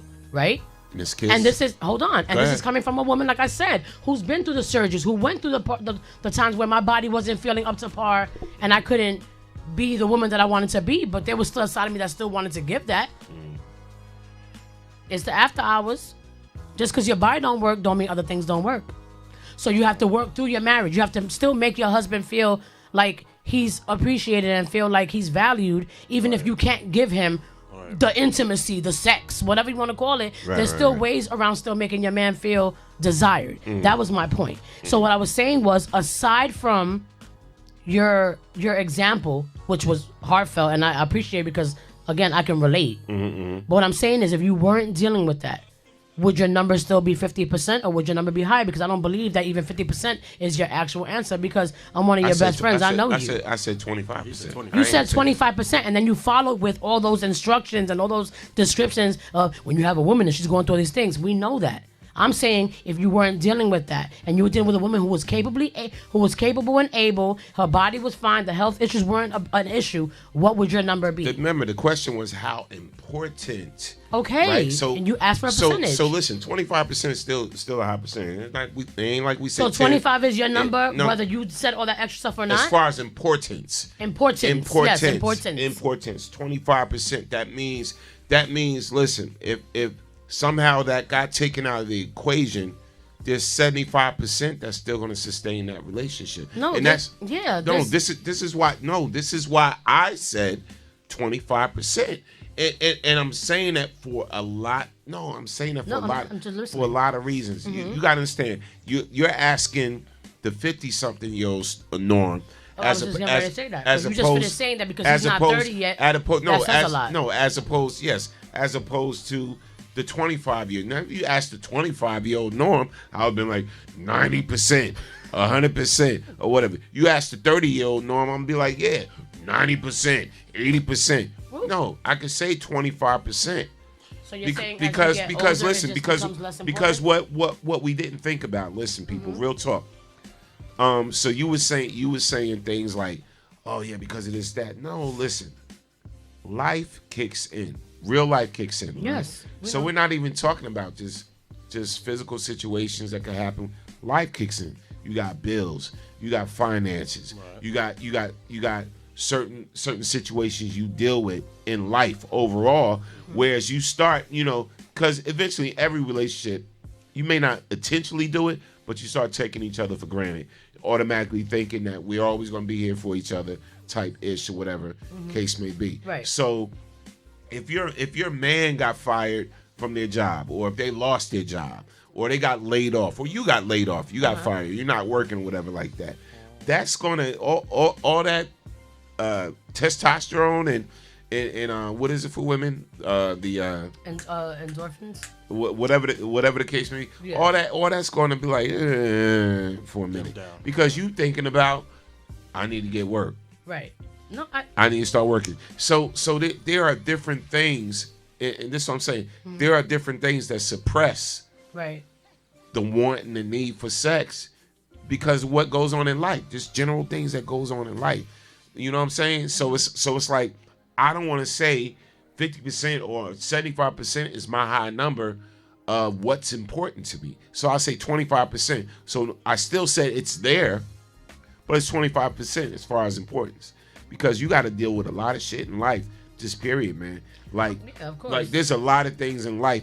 And if you have a great sex life, but your career ain't popping, and you worrying about keeping a roof over your head, and you worrying about keeping that damn light bill on, and you worrying about this or whatever like that, and 100%, you at 100% as far as sex is what important to you, your priorities is jacked up. Right. It's effed up. When you said important, I didn't take it like a thing where it's like, oh, that has to come first. Obviously, all those other things come first. But that's what I'm saying. Because then you also have other situations where you get with somebody who you think thinks the world of you and vice versa. But because these things are happening, like you said, kids too, kids. No, like you said, career ain't popping. Even with the kids, I feel like the kids is workable. You can work around the kids. What I'm saying is, people nowadays may take, like, let's just say you dating somebody, like we said, we're all creatives, right? We've all had certain situations where we dated somebody who didn't understand our career paths. Right? So, because they didn't understand our career paths, it slowed things down as far as intimacy was concerned. We're not talking about the bills being good or we're living comfortable. I'm talking about when you said it as far as importance, I'm saying as far as keeping the love and the intimacy alive between you two, aside from all that, because all that other stuff can be worked on. But there's some people that will take your career not popping or your money not being right or whatever as a reason to fucking leave. You get what I'm saying? Yep. So if you have all these things in place and you having great sex, there's nothing wrong with that. And I'm not saying important as in what goes first in that order. I'm just saying that when you love somebody, when things are going wrong, whatever, that still doesn't take away from your partner or a partner in a relationship. Yeah, I did, Ricky. You ain't listening, bro. Huh? I did, Ricky. Needing to be valued. You get what I'm saying?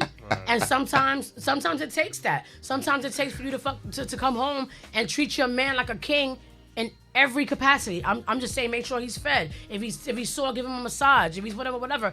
Intimacy could be 1,001 things, not just sex. I was being silly when I said 275. I said 275 because for me as a person, like I said, I have a high sex drive. It is what it is. I had one. I had one too before life kicked in. But what I'm saying is, life has kicked in with me and kicked me in the fucking head. What I'm saying is, I ain't trying to be listen. Go ahead. What I'm saying is that even though life happens, right, it's not taking away from the fact of it shouldn't take away from the fact of who you are, right? It shouldn't change you that dramatically for you to still show that you have some type of value to who you're with.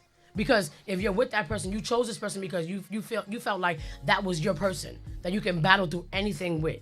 You get what I'm saying? I'm riding with you on that. Right. Go ahead. So what I'm saying is, I was just going back and forth to like other conversations that we had. Like I said, like I hear it all the time. Like with marriage, like, oh, marriage slows things down. Somebody just said it in the comments, like, yeah, people always use that as an excuse. No, Yeah, it is an excuse. because not for nothing. When I was dating you, you was ready to come home and please me and massaging my shoulders and asking me how my But day you know was what? and all these other important things. Do you need anything? Needing something could be, we gotta get this bill paid. It could mean anything. You get what I'm saying? When it comes to marriage, ain't nothing changes, especially if you live with that person It's, before no. marriage. What you just It said doesn't- nothing. Because you feel like it shouldn't. But there's a lot of people who Not feel the- like I'm already here. I signed Listen, this paper. the reality to it. Listen, It's the whack. It's whack. No. The reality to It's it whack. is things do change because you know what? You get the comfortability factor. Mhm. You get the familiarity factor. Mhm. You get the fact that I see you every day factor. The fact that we always around each other factor. So Which goes back to why cheating happens? Because you get comfortable? No. This goes to the reality and being realistic about things do change. So you have to be, as adults, as grown people, this is where communication comes into play. All right. And this is where being honest and open about noticing things that Right. change. Yes. Hear me out. This is where when once you notice things change, like, oh damn, we don't do this as much anymore. Damn, we don't do this as much anymore. Mhm. Oh, we don't go here as much. Oh, we don't just laugh and just chill out. We don't have that us time anymore. You work. I work. You're paying bills. I'm paying bills, and this and that. It becomes a rut after a while, right? So that's when you start. Sometimes in a marriage, in a relationship, you walk past each other like, and the other person, that happens. That happens, right? So when you notice it happens, right? And this like any situation, I don't care whether you're alcoholic, drug addict, or whatever. Once you start to acknowledge there's a problem, you can fix it. So the key is acknowledging that we need to start fixing some things before the problem. What happens if you don't address a problem? It gets worse. It gets worse. It festers. It grows. It gets out of hand. But the problem is, unless you address it. I was going to say addressing it, but also the problem is people don't want to do that because they don't want to prioritize. And if you want to have your relationship or marriage, whatever it is succeed, then that means you have to prioritize what you want to do. Right. You work, I work, but we have to prioritize time for us to build what we've been building and not just stop. And then with all that being said, Orlando just said there needs to be a part 2, and I agree. A part 2, because I feel like even with all that being said, you could always face another situation, and we mentioned it before. We each agreed on it. Ulterior motive. Yeah. You never know why a person married you. Yep. And I'm being 100,000% so real right now. You never know if a person just saw you for who you were and thought that they were marrying into a come up. And now because what they thought they were supposed to be expecting from this marriage. Because he might be a singer. He's a rapper. He's this big producer. He owns a business. Wow. You got You got to think about shit like that. Like you never know what the hell people's ulterior motive is. You think somebody's fucking in love with you and they married you for a completely different reason, then what the fuck you thought? You thought, oh, homegirl loves me. Nah, she loved what the fuck you was doing. She loved what she thought she was marrying into. She loved the fact that, you have a business, you have this radio station, you have this. I'm not saying, Sandy, y'all don't start jumping like fucking rabbits because y'all do that shit. I'm just using it as an example. If it wasn't Sandy, a woman who has actual standards and has morals and loves you for you because she loves this man. You get what I'm saying? If it was some fucking Joe Schmo from up the block that he just met and was like, oh, Norm got a radio station. Oh, he knows Allure. He knows Total. He knows CL Smooth, P Rock, all these people that you interviewing. They seeing the fame shit and thinking I'm marrying into this shit, which means that, oh, I marry into this. Whenever I'm with my husband, I get to see Nas and this person that I love. It. You never know what a person is thinking. And guess what? That same type of attitude, that same type of motive is what kills fucking marriages. And that's why I say it depends on the person. It depends on the circumstances. And this was me without being funny. Because this is a person that has been in relationships and has noticed things being said and done according to she start dating a dude. Next thing you know, she getting him studio time. He's kicking a verse. He's kicking a verse on a song. No. I was like, that shit never happened. But I know where you're going with it. No. I know where you're going with it. It has happened. But you know what? He's talking about the fact that I met somebody and I was dating. He said, oh, I get that shit 3 months. But No. Why we broke up didn't have anything to do with who I was and what I was doing. It was completely different. We're not gonna get into that. But the point is, there still was some funny shit. Right. There still was some funny shit in regards to the real reason. You get what I'm saying? Because it was always mentioned too much. It was always mentioned a lot. And it's like, what? I even was like, what the fuck are you here? You get what I'm saying? Right. So when you start to notice certain things, you know that something is not for you. So that's why I'm saying it's not about intimacy all the time. It could just be that you just linked up with the wrong fucking person and thought that you was looking up with some real shit. And then you realize like, oh, it's not about that we're just not having sex. Or she doesn't value me. Or she doesn't think I'm handsome. She ain't in this for none of this shit. She was in here because she thought she was getting something from the situation. And now that you're not, it's, I don't feel like touching you. I don't feel like rubbing your shoulder. I don't care about your day. It becomes much more than that. Certain situations are deeper than what the fuck you think they are. And it's annoying. Because, true facts. You know what I'm saying? You can be somebody with a 275% importance of sex in a relationship who matches your fly with that. True facts. But they don't want you for you. They want you for other shit. Listen. Come on, man. Because people got more bark than bite, and they talk a lot of shit when they first get into a relationship. And when you get into it, now it's you backpedaling. Oh, who are you now? You don't even recognize this person because they thought they was coming into some shit. That's why I say I'd rather you keep it real, say what it is, like we said before. If you got a problem with commitment, we good with that. If you got a problem with the fact that I can't have kids. Let it be known. But don't feed me the bullshit like, oh, I love you and I'll stick with you through everything. Well, you know that's a crock of shit. Because guarantee, if you meet up with somebody who has issues like me and what you mentioned, and you say, oh, but I love that girl. If the itch kicks in for a kid and I can't give it to him, guess who you going to get it from? Who you said? Saucy what? Susie B? BD Susan? I heard Lisa, Stephanie. All right, so I got to read comments. We are on the show. We are. All right, listen. So shout out to Barb. Hey. She made a comment. She said, when I had my endometriosis and hysterectomy, my sex drive dropped way low. Although after the hysterectomy, I was afraid parts wasn't going to work. I had to remember that I was married and had to talk to him to remind me if we hadn't been doing anything because my low sex drive took a while for it to come back. Right. But see, that's real talk. But you know what? But listen, you had to have that talk.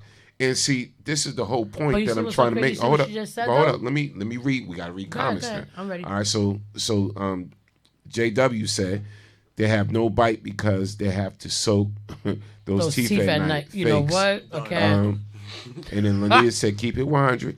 And then JW said leeches. Yep. Dean Geronimo.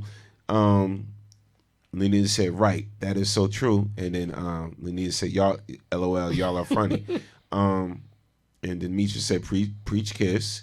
And then Orlando said, tonight's show was phenomenal. Thank you. But see, that's my whole point about this is that you have to have that open dialogue, and that open communication, just about what's going on and what changes, because everybody notices when things changes in a relationship. It's different strokes for different folks all the time. You know, and the thing is, that's why I asked the question, like, what is really important to you?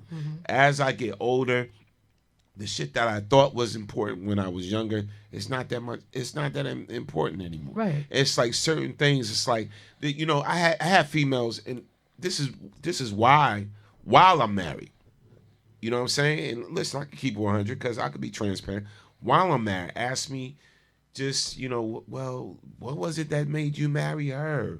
Or wow, no, real talk. Hating. Or what was it that such and such and such, or whatever, you know, and you know, my whole thing, I'm like, okay, wow, okay, and you know, if I do answer that question, because sometimes I don't, I'll just look and keep it moving, right. But also, I start to realize why with certain women, and this is once I got married, why I never would have sex with them, or why I never got into a relationship with them, because I start to see more of what the person that I'm with have that they don't. You feel me? Right. And like, see, a lot of times we get so caught up in the thirst traps, and I'm gonna keep it 100. We get so caught up in the thirst traps. Oh man, oh my God, she's banging. Look at that. Look at this. But looks don't last forever. They damn sure don't. And what I realized as I got older is like, there's a reason why I didn't choose you, and there's a reason why I didn't choose you, right? And there's a reason why I didn't choose you, right? You feel me? And that's when you realize as a man, one, you matured, two, you're not a boy, you know, your tastes change, your values change, just the way you look at life changes, right. You know, as you grow. And this is how you know you're growing, because what you would accept before, you don't accept now. Right. And y'all feel me? Yeah. What I'm talking about? Yeah. And the same thing with women. There's certain things with certain men. And let me tell you, I've talked to women. I talk to women because, you know, I do this show and I do Man Cave, whatever like that. So people talk to me about subjects and topics all the time. And I talk to women that say, you know what? 20 years ago, I would have snatched dude up and F the hell out of him. Now at this point in my life, I realize that dude ain't shit. He ain't nothing I would ever mess with. He ain't nothing I would ever touch, whatever like that. You know, like, he has no this, that, whatever. That man over here that go to work every day, that everybody calling corny, that everybody's doing this, whatever like that, I want him. I need him in my life. Right. I respect him. You know, I want him. I'm attracted to that now at this point in my life. Yeah. Your tastes and your desires change as you get older, as you mature. Not as you get older, because some people are old as hell and still haven't changed and still doing the same dumbass shit.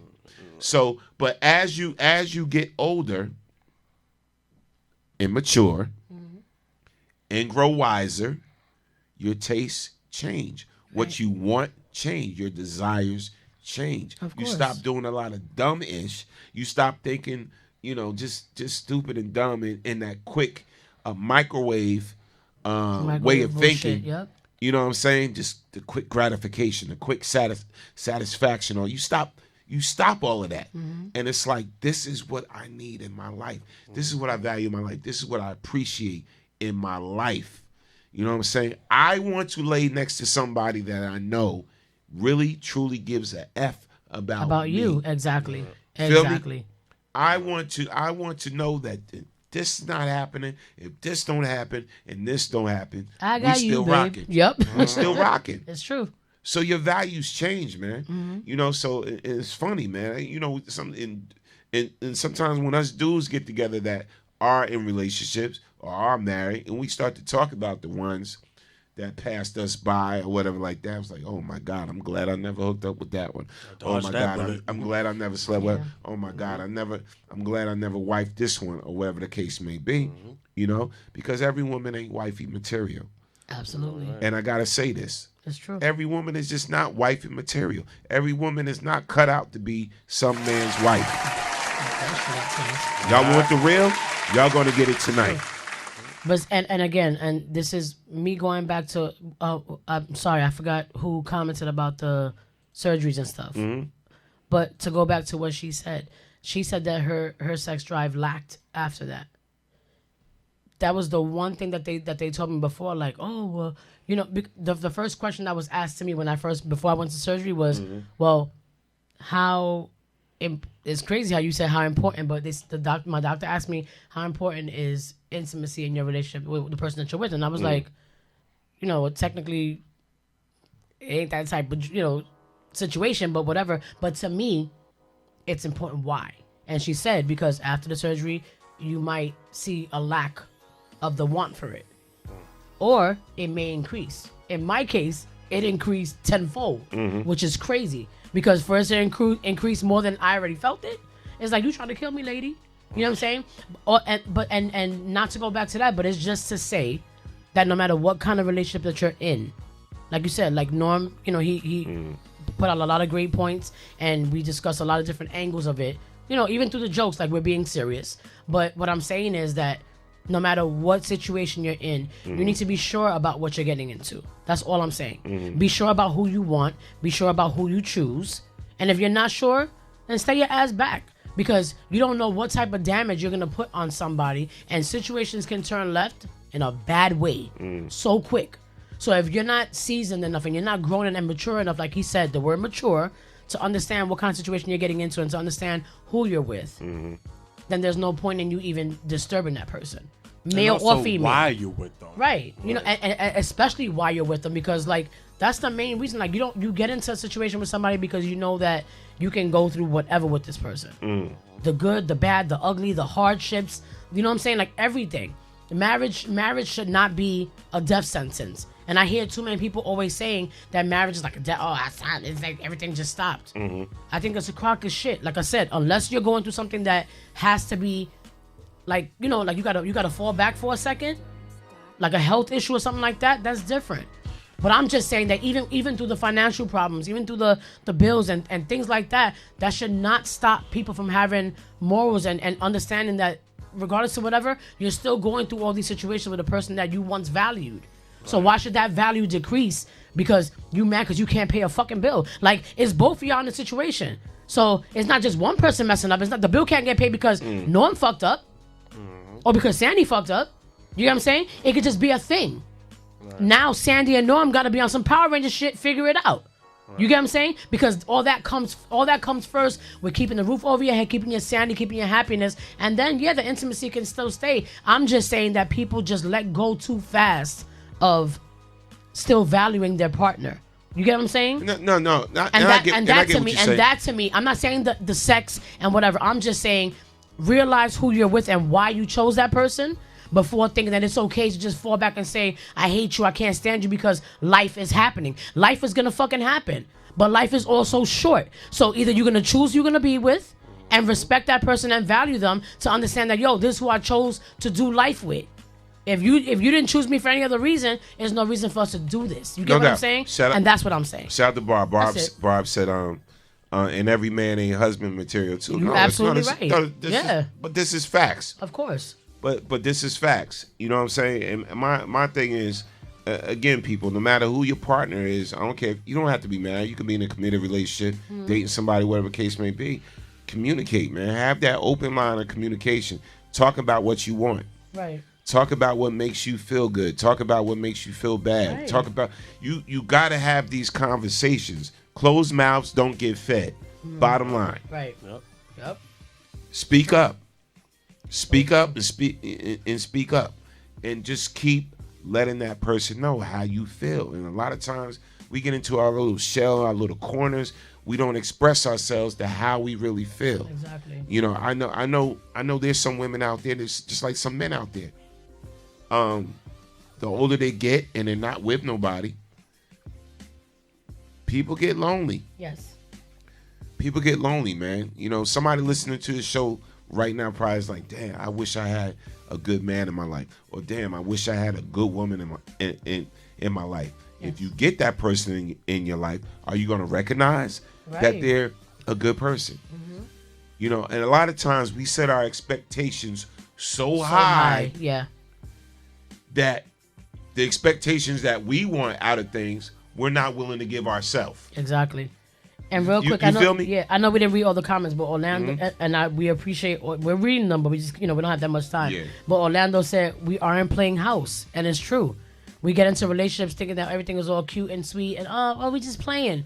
This shit ain't games. You know what I'm saying? When you get married, that's when the games absolutely stop, because you could be in a regular relationship like boyfriend and girlfriend and still care for one another, and still, you know what I'm saying? Like, yo, my man is short on a bill. If you got it, pay for it. You know what I'm saying? Sometimes life happens to where you're not equipped to be able to handle a situation like that and be able to take care of somebody as much as you might want to. That doesn't mean that you're less of a person. That doesn't mean that you should be disrespected and loved less because you couldn't bring something to the table. Everybody takes this, oh, but I am the table, shit too far. You get what I'm saying? You don't gotta be a fucking table to be an asset, a true asset to a relationship. If you don't see the person for who they are initially from jump, there's no reason in you even furthering that. You get what I'm saying? I'm just saying stop playing with people. Like, it's all jokes with us and shit, but when we're being serious, I'm just saying stop playing with people, because even when it's something so, like, it could be a minute little situation like you just messing with somebody, but when emotions kick in, it changes everything. Yeah, true. I'm just saying, aside from intimacy and sex and whatever, I'm just saying when you vibing with somebody in your brain, it changes everything. And when that's not reciprocated, that shit could hurt. No doubt. I'm just saying. That's real quick, shout out to everybody. I'm loving everybody's comments that y'all leaving. Love you Again, guys, phone for real. lines are open. You can call in 646-233-1302. This is the official Storm Warning Show. Yep. You know what's going down. Real quick, before we go into our next thing we're going to talk about, don't forget, tomorrow is TGI Fridays. Yes. It's going down. It's going to be a lot of fun tomorrow. Shout out to everybody that usually pops up at TGI Fridays. You know we have a good time. We turn TGI Fridays into the club, but it's going down tomorrow at 1315 Centennial Avenue. Yes. That Fridays in Piscataway. It's the official Friday Night Live. The happy hour mix is going down with your boy DJ Smooth P, rocking out the set. Of course, yours truly, DJ Storm, known the General. Trust me, tomorrow I'm going to be tearing it up tomorrow. And we got some special guest DJs, Johnny M, Okie E, and Anthony Utility is going to be our special guest DJs tomorrow. It's all powered by WBKS1. Yes, they got food and drink specials all night. All night. And they stay rocking. Y'all really got to come out and just experience it one night. Like, it's something that I've never experienced at a restaurant. But it's always good energy, good fun, family oriented. Just come out and enjoy yourself with BKS1, Storm Norman, the rest of the DJs, and have a good time. Yes. It's rocking from 9:30 p.m. to 1 a.m. You need to just drive her behind up tomorrow and just come on out and have a good time. You're going to have a good time. But, you know. Listen. All right. So I want to see y'all in the building tomorrow at TGI Fridays. And also, don't forget, listen, man, if y'all want an awesome experience for New Year's Eve, it's officially going down. Say goodbye to 2019 with style. It's the official New Year's Eve Black Tie Affair. And this is December 31st from 8 p.m. to 1 a.m. All right, rocking the set would be DJ Big H, yours truly, DJ Storm, known the General. Listen, I'm going to tear it down to bring in 2020. All right? 2020. So listen, advance tickets are $70. With that, you get open bar all night. Nice. Open bar all night. Oh, Lord. That good liquor. All night. That good liquor after you met your special somebody. And gourmet dinner. Oh. Gourmet dinner. Okay. And cocktail hour. All of that. $70 on New Year's Eve. That's not bad at all. Black Tie Affair. Yes. It's going down at the Westwood, 438 North Avenue, Garwood, New Jersey. It is going down. Free parking, all of that. You have to get advance tickets. There will be no tickets sold at the door. All right, no tickets sold at the door. It is going down. You can contact Jerry. Shout out to Jerry, the hostess with the mostest. You can contact her to get your tickets, or BKS1 Radio. Right, so you hit us up.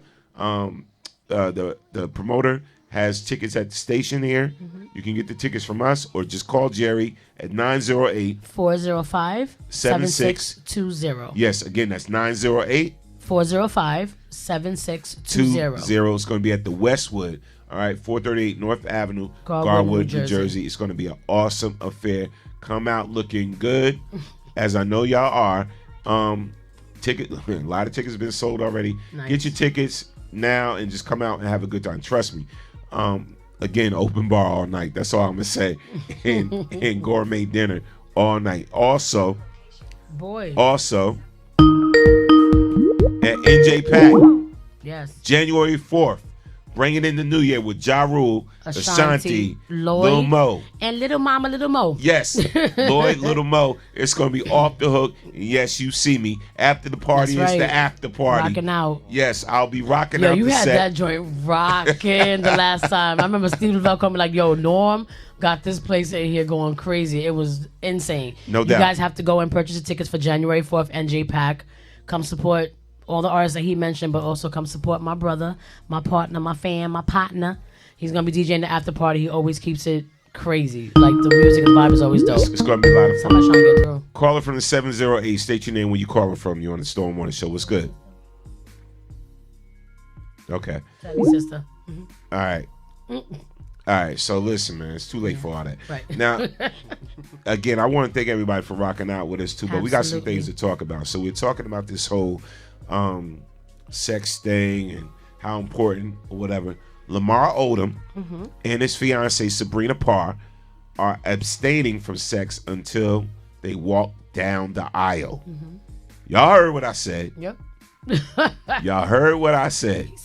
All right, so let's read a little bit about this. Yes, Lamar Odom with his crazy one. Oh, Jesus. He's abstaining from sex. Him and his fiance till they walk down the aisle. So Lamar Odom and his wife to be Sabrina Parr continue to be open about their blossoming relationship. Sabrina recently divulged to Hollywood Life that she and Odom are abstaining from having sex as she continues on his sobriety journey. Yes, this is the first time in Lamar's entire life that he has been clean of drugs, marijuana, porn addiction, sex addiction. Him and I don't even have sex. Believe that or not, the 32-year-old personal trainer revealed. Sabrina also disclosed that it was their pastor who first made mention of the couple practicing abstinence. I could dig it. I made a face. I'm not even gonna lie. I made a face earlier. Hold up, wait, but there's That's more. it. Oh, there's more. There's more. All right, read that. Where we at? Here we go, right there. And Okay. as a man, And as a man, the pastor suggested to him, it's not godly if Christians like to have sex before marriage. And obviously, he's already had sex, so he couldn't cut that out. But he said a great sacrifice to God would be to withhold from his from sex until you guys got married. And so I think he really respects the pastor's opinion and his voice. Odom has completely turned his life around after nearly dying 4 years ago following a drug overdose in Las Vegas that left him hospitalized for nearly 3 months in his for nearly 3 months. In this memoir, Darkness to Light, Odom details his ordeal, having suffered 12 seizures and 6 strokes. Wow. While on life support. Cocaine. Listen here. He was addicted to cocaine. Yeah. I'm just saying, like, I didn't know know we all made faces earlier, but I'm just saying, knowing his background and what he's been through with his last situation, whatever the case was, I think it's a good idea. Only because of the fact that, especially when you're fighting sobriety and drug addiction and things of that nature, it's always good to kind of like go head on into a new situation with somebody brand new, especially a relationship, slow. You don't want to do too much too fast because then sometimes, you expect more from the relationship. And if you have sex one time, you're going to want it every day, especially because he already had a DK sex addiction. And that might be too much I'm not going to say it might be too much for her, but then what if he wants it so much and she's busy practicing the abstinence and at the same time he's not really ready for it and then chooses to cheat and go out? It could be a whole avalanche of shit, just history repeating itself all over again. So I think for his sake, it's a good idea. Yeah. I'm just saying. I agree too. I agree with that. It's a good idea. Well, on a positive note, dude almost died. So Good Times is coming back. Wow. They're doing the redo. Yes. The redo like Right. they did the Jeffersons. Is that Jarrell? Listen, so this is everybody for the cast of Good Times. So the live Good Times cast has been announced and Black Twitter approves. So you see the faces here. Yo, it's gonna be crazy. That's dope. The Jeffersons was dope when they did it with Jamie Foxx and everybody. That was excellent how they did it on ABC. I like these little comebacks. These live shows, the networks have been so pressed about lately, have honestly been hit or missed. But it seems people have a little more faith in the upcoming live version of the classic Good Times after the cast was announced today. That's dope. All right. ABC got some real heavy hitters. Yeah, they did. To play Florida and James Evans, Emmy winners Viola Davis, and Brooklyn Nine-Nine's Andre Brager will head the cast of the Good Times episode, according to Hollywood. Yeah. Tiffany Haddish. Wow, Jay Farrow. I ain't got the rest of the names, but I saw Jarrell Jerome from When They See Us. Mm-hmm. Is that Samara Wiley? Poussey from Orange is the New Black? Let me see. In Zikona? I can't wait to watch that. It's going to be on ABC. They did a good job with the Jeffersons. Either that or that's her nephew. Oh, that's her nephew. See, I thought that was Poussey. That's Ashante Black that also played in When They See Us. He played Kevin Richardson's role from the Exonerated Five. So that's coming on ABC. Dope. So I think it's going to be either next week or the week after. Oh, I still haven't seen the Jeffersons live. I still want to see that, but I heard great things. So y'all make sure y'all check that out. That's dope. What network is that on? Oh, it's going to be on ABC. Okay. Cocaine. Oh my God. Santa sweater becomes bestseller on Amazon. You know of what? course. I can't. Of course. They took it out the store. I think they either had it in Walmart or one of the stores. They had to take it out the store. So raggedy. Right. And because people peeped it, was like, do they got lines of cocaine on the table? Yes. Wow. Let's read this real quick. I'll blame Jeezy. Let me stop. Elisa Brock, at Elisa Brock HU, Walmart may have received backlash for its cocaine sweater, but Amazon is reaping the benefits and it's a bestseller on the website. The infamous Let It Snow sweater, which has a Santa Claus with lines of white powder that look like cocaine on a table, is sold by a third-party seller on Amazon for $31.99 and is listed as a #1 bestseller in women's novelty sweatshirts.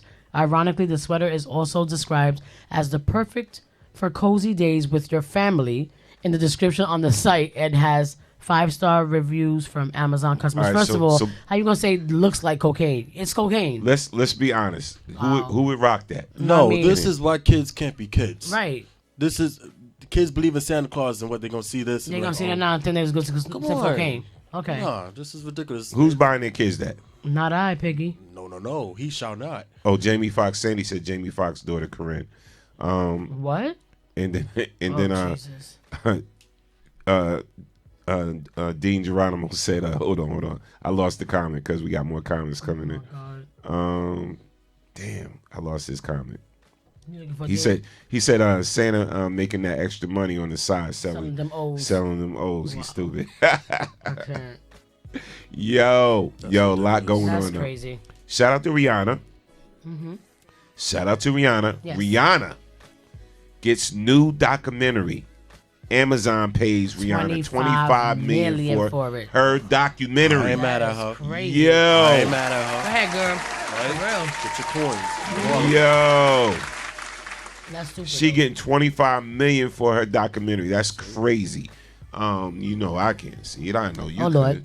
Rihanna sees its dollar signs as late. Right? As of late, Amazon reportedly paid a whopping $25 million for a documentary featuring the megastar. Reportedly, the payday was designed specifically to combat the $25 million deal given to singer Billie Eilish by Apple TV.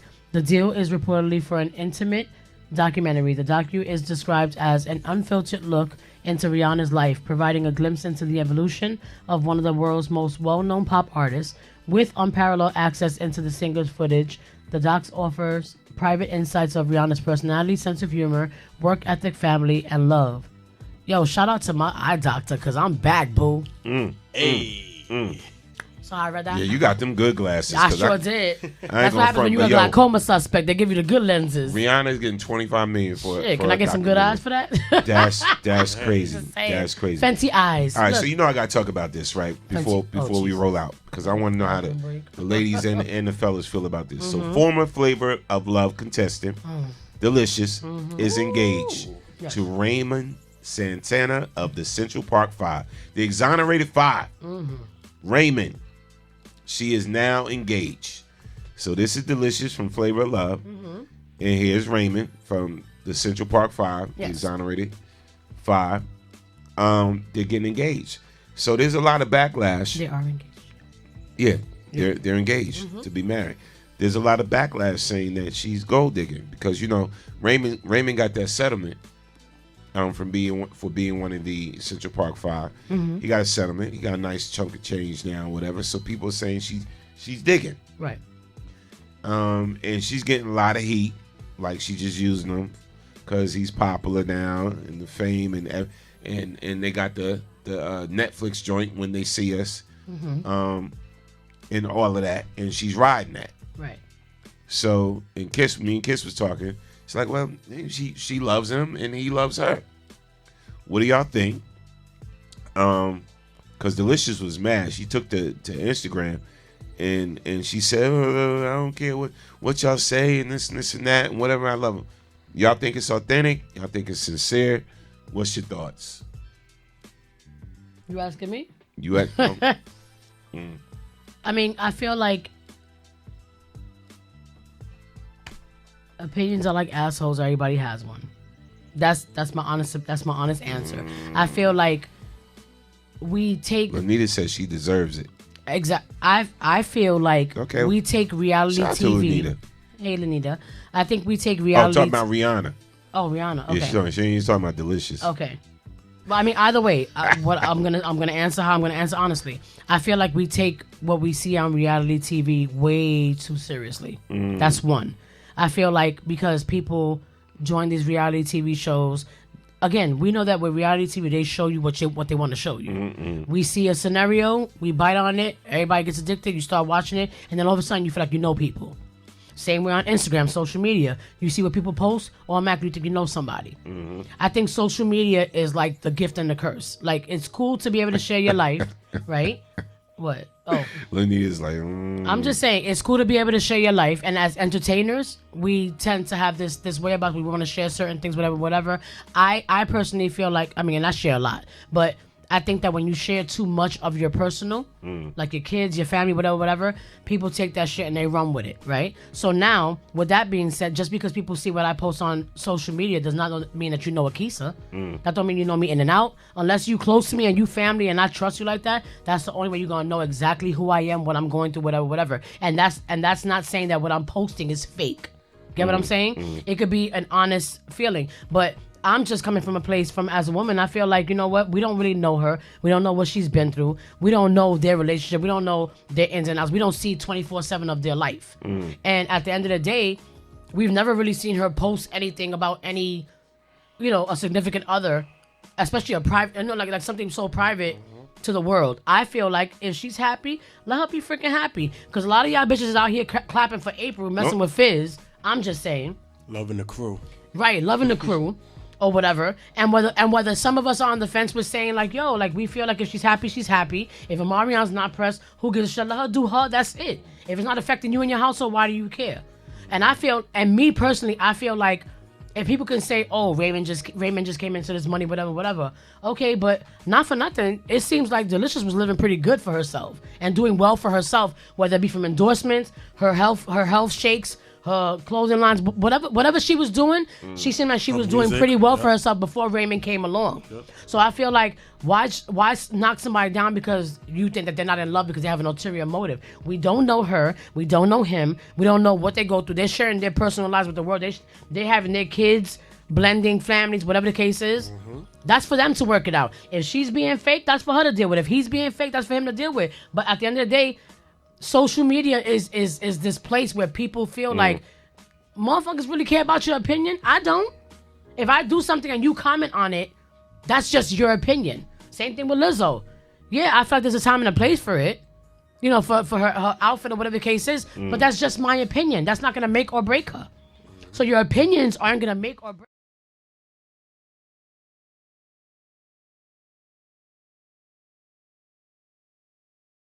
somebody's relationship or how they feel about a person. If Delicious is in love, let her be in love. If Raymond loves her, let him love her. They engaged. That ain't your problem.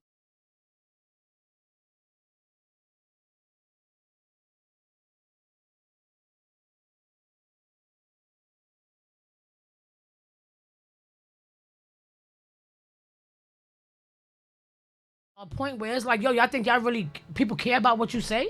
And not We for don't. nothing, but Delicious is bad. I'm sure she could get any guy She's that beautiful. she wants. She could get anybody she freaking So wants. And if she he chose wa- him if for she a chose reason. him, obviously this is for a reason. Come on, right? man. I just feel like at the end of the day, let people have what they have. If they're in love, let them be in love. You didn't care about nobody else's opinions before. Why you care now? Here's my thing. That's what I'm saying. Here's my thing. Yeah, Again, it's like, let them be. Again, listen. If they want to be together, rock out. Do you? All right. Half of y'all complaining ain't even happy with the person you with. So shut up. You know. Can we discuss that? It is. Okay. No, I'm not saying she a gold digger. No, I'm not saying you did. I'm just speaking. She ain't messing with no broke. She ain't. But so what? Come on, Jamie. I'm just saying. But so what, right? Because how many people can honestly sit there and say like, yo, I'm not trying people to do who ain't got shit. Y'all both got something they can take care of each other. You got your own shit. So what? Listen. Like, okay, it doesn't concern anybody. Listen. It ain't breaking my household. I don't care. Right. I'm happy for her and him. Love is love. So I actually got this other story. I think I'll use it for tomorrow's show so we can close out. I was going to talk about the whole ring thing, the alarm that's thing, creepy. whatever. But I'll talk about it tomorrow on the show. Maybe we'll do a. Oh, that's right. You out tonight.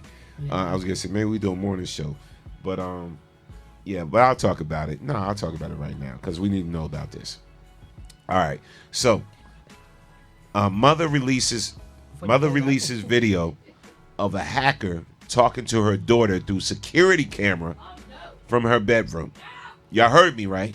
We need to know about this. Mother releases video of hacker talking to her daughter through security camera from her bedroom. All right. So let's read this thing. Let's read this thing. Okay. All right. So, check this out. A Mississippi mother was left startled after learning a hacker gained access to her Ring security camera and started talking to her daughter. Ashley LeMay told WMC that she purchased the popular Ring camera as a Black Friday deal so she could check in on her 3 girls during her late night shifts as a nurse. However, she said 4 days after she mounted the camera in her daughter's bedroom, weird things started to happen. First, what happened? I was in the hallway. I thought it was my sister because I hear music. Her daughter, Alyssa, told. All right, let me go on to the next slide. All right, hold on. I'm trying to open it up. I ain't got my good glasses on. Got my whack glasses on. All right. So she thought it was her sister. And her daughter, Alyssa, told WMC, playing in her bedroom was the voice of Tiny Tim's Tiptoed Through the Tulips. She said as she went upstairs, she heard some banging noise. And I'm like, who is that? A man's voice answers back, I'm your best friend. Alyssa then yells, Mommy, to which the voice says, I'm back. I'm Santa Claus. Don't you want to be my best friend? It was said that the strange man also encouraged destructive behavior. They could watch them sleeping, changing. They could have watched a lot of things, Lee May said. The Ring camera is now disconnected, and Alyssa's parents plan to return it, according to WMC. See, this is the problem, y'all, and I'm going to run this clip. Huge problem with this. I'm going to run this clip. We got to talk about this because if y'all got that damn Ring camera for security, it's a problem with it. That's creepy. Creepy as hell. I did a lot of research on these before I got them. You know, like I really felt like it was safe. The camera was supposed to be an added level of protection, a way for Ashley LeMay to keep an eye on her 3 daughters and seem close by while working her overnight nurse shifts. Hello there. The Ring camera was a Black Friday deal and came with a recommendation from another mom. She had one and she was, you know, like watching her kids on her phone, and I was like, oh, you can actually speak to them. I did a lot of research on these before I got them. You know, like I really felt like it was safe. The camera was supposed to be an added level of protection, a way for Ashley LeMay to keep an eye on her 3 daughters and seem close by while working her overnight nurse shifts. Hello The Ring camera was a Black Friday deal and came with a recommendation from another mom. She had one and she was, like watching her kids on her phone, and I was like, oh, you can actually speak to them. I did a lot of research on these before I got them. I really. Go ahead. I know I took a bathroom break real quick, but They don't know that. the kids weren't alone, right? They were home with somebody else, with another family member. With their mom. The She was- mom. oh, so she was working from the home. No, she discovered that. She thought her sister was there, but she wasn't. Okay, first of all, that's creepy as hell, and I don't know if you guys know your movies like that. I'm a movie buff. That song is from Insidious, the movie Insidious. That tiptoe. The fact that he was playing that, the fact that this is supposed to be something that's supposed to protect us and keep us safe from prowlers and whatever, and you able to hack, that's creepy as all hell. That's creepy. And I wanted to get that, you know what I'm saying? Like just to have it for the house for justice. Nah, because that means. But could that guy see in the house also, or it was just like an audio? Yeah. He could see it. You're watching my kids with those Ring cameras. Nah, man. He could see what the baby's. If he hacked into the audio, he can hack into the video. No, I'm good on that. So he can sing. So that's not cool. And those Ring cameras are popular now. Yeah. And you got to watch it because anything computerized that goes through what you call the clouds and all this stuff you use and whatever, you can hack into that. And I know this personally. Nope. You're better off getting the security cameras that don't go through certain servers, right? That actually may connect, like know. The ADT or, Yeah. You're just better off just getting the old school wiring type thing, whatever the case may be. Goes straight down to the police station, whatever. You're better off with that, probably. I don't know, but it's a scary world we live in. Y'all gotta be careful, man. That's creepy as hell. Listen. I want to thank everybody for joining us tonight in the Storm Warning Show. Good.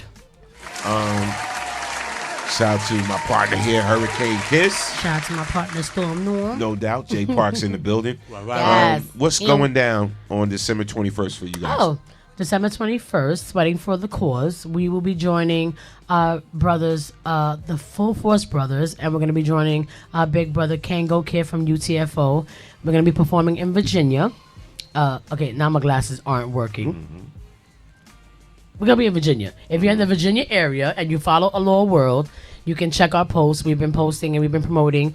December 21st, we're going to be performing. It should be a nice event. It's going to be something pre-holiday. We're all getting together and just doing our thing. I'm going to have some fun in Virginia. So if you're in the Virginia area, like I said, follow Full Force, Kango Kid, UTFO on Instagram, and Allure World. And you can see our posts and you can purchase tickets and all that good stuff. And real quick, I know it's been a minute since we've been on. I just wanted to just real quick. I don't know if anybody said it, but just give a shout out to AD, who's the wife of a friend of ours, Tiger Sabri Thomas. He was a photographer friend of ours for years. Always good people, family. He was actually murdered in Virginia, which is kind of eerie that we're going there. But I just wanted to send blessings and condolences out to AD and the family.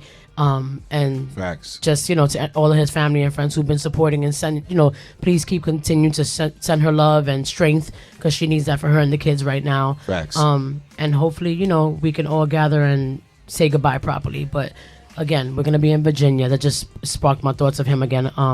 And if you can get tickets to come out and support, that would be great. No doubt. Once again, we want to thank everybody for joining us tonight on the Storm Warning Show. We appreciate y'all. Listen, if you missed any part of this show or you want somebody to hear some of the things we were talking about, click the share button, share it out, tag somebody, tag a friend, and just let them know. Storm Warning Show, BKS1 Radio. Or go back to our YouTube page, right? Yeah, you can. BKS1 Radio TV, Yeah. and you can play the show back. Yep, it's on Also YouTube. on the You can motherboard. share the link on YouTube or you can share your Facebook link. We're all over the place. We're on the TuneIn app. If you don't have the TuneIn app for We your have phone, Twitter. download the free version of the TuneIn app. And you can listen to all your favorite radio stations from around the world. And guess who's on there? Us, BKS1 Radio. We're on there as well. Again, we want to thank everybody. Yes. And don't forget to come out the TGI Fridays tomorrow night. Well, actually tonight. Yeah. Come out tonight. 9:30 to 1 a.m. Yes, 1315 it's Centennial officially Avenue. going down. The official Piscataway. Friday Night Live, the Happy Hour Mix. I will be rocking a set tomorrow along with my partner DJ Smooth P, and we got special guest DJs in the building. But again, we turn TGI Fridays into the club. Yes. food and drink specials all night. We rock until 1 a.m. Come on out to TGI Fridays in Piscataway, 1315 Centennial Avenue in Piscataway, New Jersey. All right? And also, final reminder for tonight in regards to January 4th, NJ Pack, Ashanti, Ja Rule, Little Mo, and Lloyd. And for the after party, our very own DJ Storm, Norm the General, rocking out the after party with always classics, always turning ish up. If you guys are in town, purchase the tickets and you can partake in all the goodness of the night. Go right on the I can't NJ wait. I'm Pack going. Site, man, and We need to go. Get your ticket. It's going to be a lot of fun. Again, man, the after party is right there at the Pack, right there at the concert. It's epic. As soon as Ja Rule or Ashanti hit their last note, the after party just goes into full effect, and it's just a beautiful sight, man, to see people rocking, dancing, enjoying themselves, and having a good time, man. It's epic. Listen, look at the post, man. I did the Shaka Khan joint last.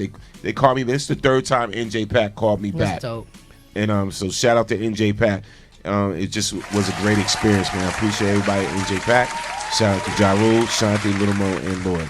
All right, get those tickets right now at NJ Pack. Again, share it out, man. Share it out. And listen, New Year's Eve is going down. I don't care where you're coming from. You're going to want to be at the Westwood. All right, that's located at 438 North Avenue, Garwood, New Jersey. It's going down for the official New Year's Eve Black Tie Affair. All right, bring in 2020 with class and style, man. So come on out there looking good. It's going down. Advance tickets $70. With that is open bar all night. Yes. Gourmet Cocktail. dinner, cocktail hour. And gourmet. Yes. Gourmet dinners. Gourmet too. Get gourmet your gourmet. too. Get your gourmet. No doubt, but it's going to be official, man. Yes. DJ Big H will be rocking the set. I will be rocking the set along with DJ Big H. Again, you can get your advance tickets. You can call this number or get them from BKS One radio station. Yes. Just contact us and you can get your tickets right from there because there will be no tickets sold at the door. You can contact Jerry at 908-405-7620. Again, that's 908-405-7620. Again, we want to thank everybody for joining the Storm Warner Show. We'll be back next week. Absolutely. We'll be back next week. Appreciate you guys as always. Yes. And remember, man, when it comes to BKS One Radio, this show is never about us. It is always about you. Because you are the next best kept secreto. secret. And we're bilingual up in this piece too. Stop playing. And we love you guys. It's not Shout out a to damn Jay thing Parks y'all can do again. about Not it. a damn thing. Nope. We Peace love and you blessings, guys. man. Thank you all. Mwah, mwah. See you next week.